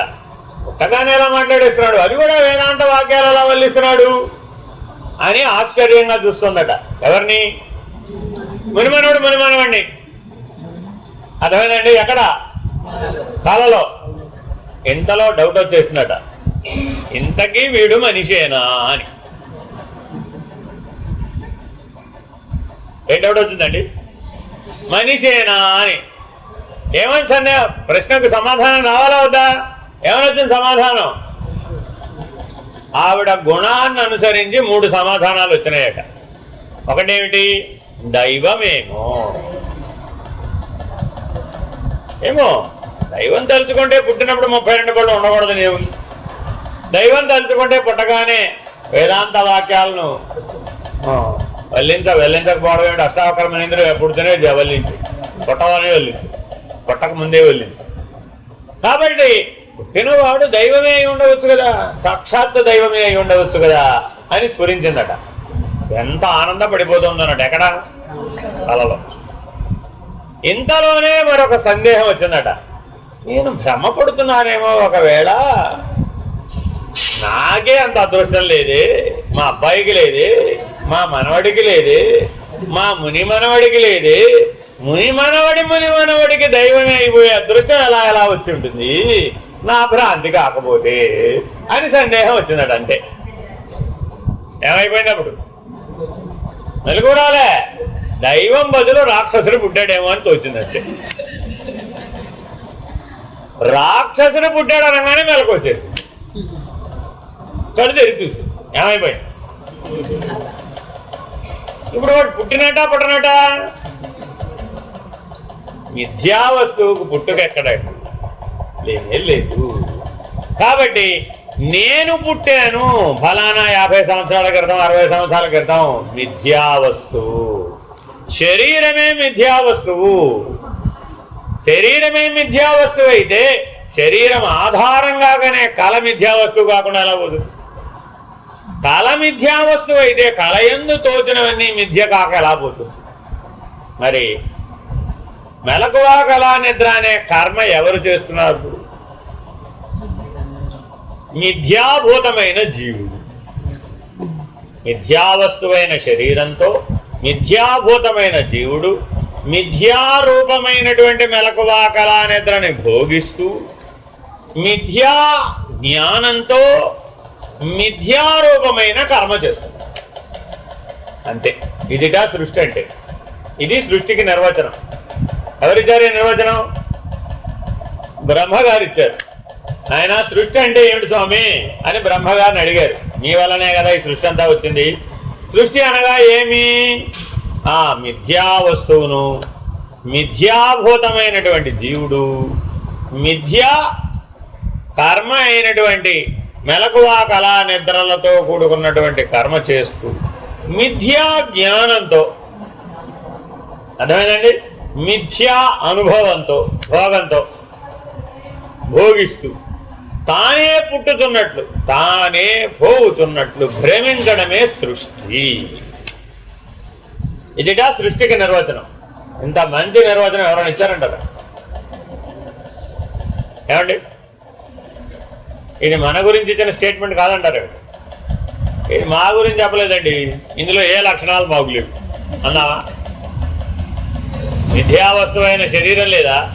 మిథ్యాభూతమైన రాగద్వేషాది హరిషడ్వర్గ సంచయంతో కూడిన జీవుడు లేదంటావా? మిథ్యా జ్ఞానం లేదంటావా? మెలకువా కళా నిద్ర అనే కర్మ చేయట్లేదంటావా? దాని నుంచి వచ్చినటువంటి మిథ్యా భోగమును అనుభవించడం లేదంటావా? నాకు మెలకువా కళా నిద్ర అనే అనుభవం లేదంటావా? లేదంటే అప్పుడు మిథ్యానుభవం లేదని ఒప్పుకో.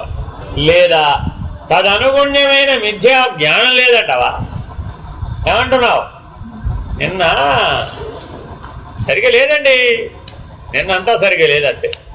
పొద్దున్న లేచానా, ఆవిడ కాఫీ ఇవ్వడానికి వచ్చింది. నేను ఏదో ఆలోచిస్తూ ఏదో ఉన్నాను, నా చెయ్యి తగిలి కాఫీ కాస్త నా మీదే పడింది. పొద్దున్న లేస్తూనే ఏమిట్రా బాబు ఈ అశుభశకనం అనుకున్నాను. అప్పటి నుంచి మొదలైందండి. లేచాడు, ఆ కింద కాఫీ తుడుద్దామని అనుకున్నానండి, కానీ దాని మీద కాలేసి జారిపడ్డానండి. ఇప్పుడు కోపం ఎవరి మీద రావాలండి? నిజంగా ఆవిడనే అరుద్దామని అనుకున్నానండి, కానీ అరిచే లోపలే ఆవిడ నా మీద అరిచేసింది.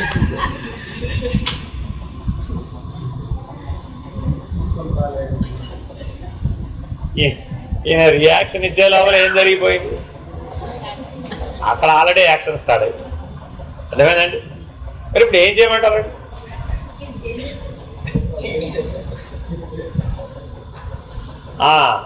ఇప్పుడు ఇది జాగ్రత్త అవస్థలు అన్నా కదా, జాగ్రత్త అవస్థే కదా. కాకపోవడం ఏంటండి, కళల్లో అనుకుంటారు నిజంగానే జరిగిందండి బాబు అన్నాడండి. అంటే అప్పుడు ఏమైంది మరి? అప్పుడు జాగ్రత్త అవస్థ కూడా మిథ్యావస్థే. ఎందుకని? అధ్యస్థం శరీరం. అధ్యాసలో మొదటి భాగం ఏమిటి? శరీరం. అధ్యాసలో రెండవ భాగం ఏమిటి? మనస్సు. అధ్యాసలో మూడవ భాగం ఏమిటి? నేను, ఆ జీవుడు. అధ్యాసలో నాలుగవ భాగం ఏమిటి? భోగమయమైన జగత్తు. అధ్యాసలో ఐదవ భాగం ఏమిటి? నేను భోగిస్తున్నాననే అనుభవము. అధ్యాసలో ఆరవ భాగం ఏమిటి? ఎంత అనుభవ జ్ఞానం ఉందో తెలుసా నాకు. కాశ్మీర్లో పచ్చిమిరపకాయ బజ్జీ తిన్నాను, కన్యాకుమారిలో కూడా తిన్నాను నేను.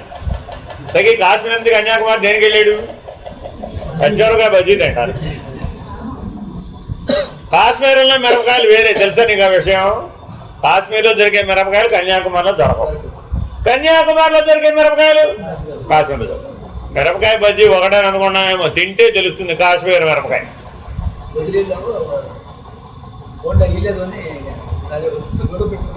అదేనండి.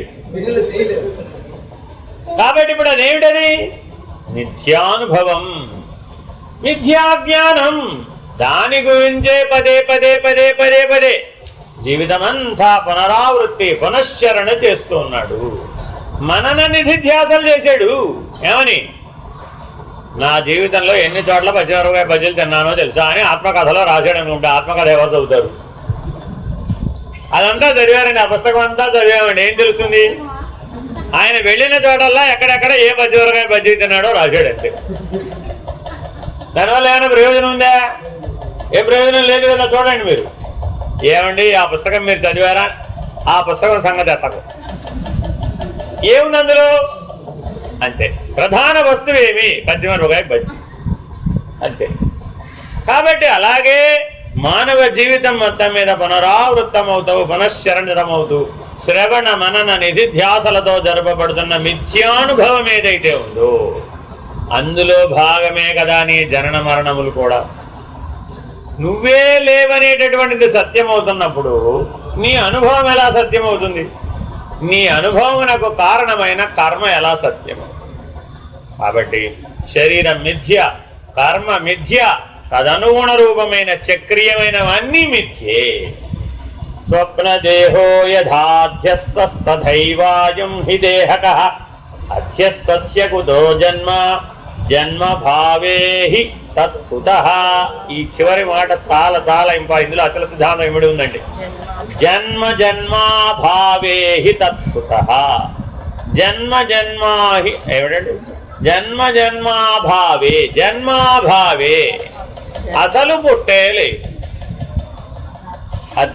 అధ్యాసం అంటే జగద్గురువుల మాటలలో అధ్యాసోనాం అతస్మ ఇన్ తద్బుద్ధి అంటే తత్పదార్థంలో తద్భిన్న పదార్థాన్ని ఆరోపించడం. ఒక వస్తువులో దానికి భిన్నమైన వస్తువుని ఆరోపించడం. అదే పచ్చిమిరపకాయ బజ్జీ. పైకి చూస్తే ఏమిటి? బజ్జీ. లోపలే ఉంది తత్పదార్థంలో తద్భిన్న పదార్థాన్ని ఆరోపించడం. Very very important. మనకి ఏది నచ్చుతుందండి? ఆరోపిస్తేనే బాగు. ఆరోపించని లక్షణం మనకి బాగు. ఉదాహరణకు కొడుకు గాని భార్య గాని సన్మానింపబడినప్పుడు మానవుడు తానే ఆ గౌరవం పొందినట్లు తలుస్తున్నాడు. అంటే ఇతరుల ధర్మాన్ని, భార్యాపుత్రుల సంతోషం అనే ధర్మాన్ని తనలో ఆరోపించుకుంటున్నాడు. అట్లాగే ఒకడు తన్ను తాను గుడ్డివానిగా తలంచుకుంటాడు. అంటే అతడు తనలో అభ్యంతర ధర్మాలను ఆరోపించుకుంటున్నాడు. ఇదంతా అధ్యాసం. అధ్యాసం అనేది అజ్ఞానం వల్ల మరీ విజృంభిస్తుంది. కాబట్టి మన జీవితంలో ఏ ఏ మిథ్యాభూతములైతే ఉన్నాయో, అది మిథ్యా శరీరం కావచ్చు, మిథ్యా భూతం కావచ్చు, మిథ్యాభూతమైనటువంటి మనస్సు కావచ్చు, లేదా మిథ్యా జ్ఞానం కావచ్చు, లేదా మిథ్యా అనుభవం కావచ్చు, లేదా మిథ్యా కర్మ కావచ్చు, లేదా మిథ్యా లక్షణములైన అహంకారం మమకారములు కావచ్చు. ఇవన్నీ ఒకే మిథ్యాత్వం యొక్క అంశీభూతములు. అంతేగాని ఇన్ని వేరు వేరు లేవు అక్కడ. అన్నిటిలోనూ సామాన్య లక్షణం ఏమిటి? మిథ్య. కాబట్టి మిథ్య అనే లక్షణాన్ని కనుక మనం సరిగ్గా గుర్తించి విచారణ చేసి వదిలివేస్తే ఉన్నదేమిటి? సత్యమే, స్వరూపమే. హరి ఓం శ్రీ గురుభ్యో నమః. హరి ఓం. పూర్ణమద పూర్ణమిదం పూర్ణాత్ పూర్ణముదచ్యతే పూర్ణస్య పూర్ణమాదాయ పూర్ణమేవావశిష్యతే. ఓం తత్సత్. ఓం శాంతి శాంతి శాంతి. హరి ఓం శ్రీ గురుభ్యో నమః. హరి ఓం. నారాయణ నారాయణ.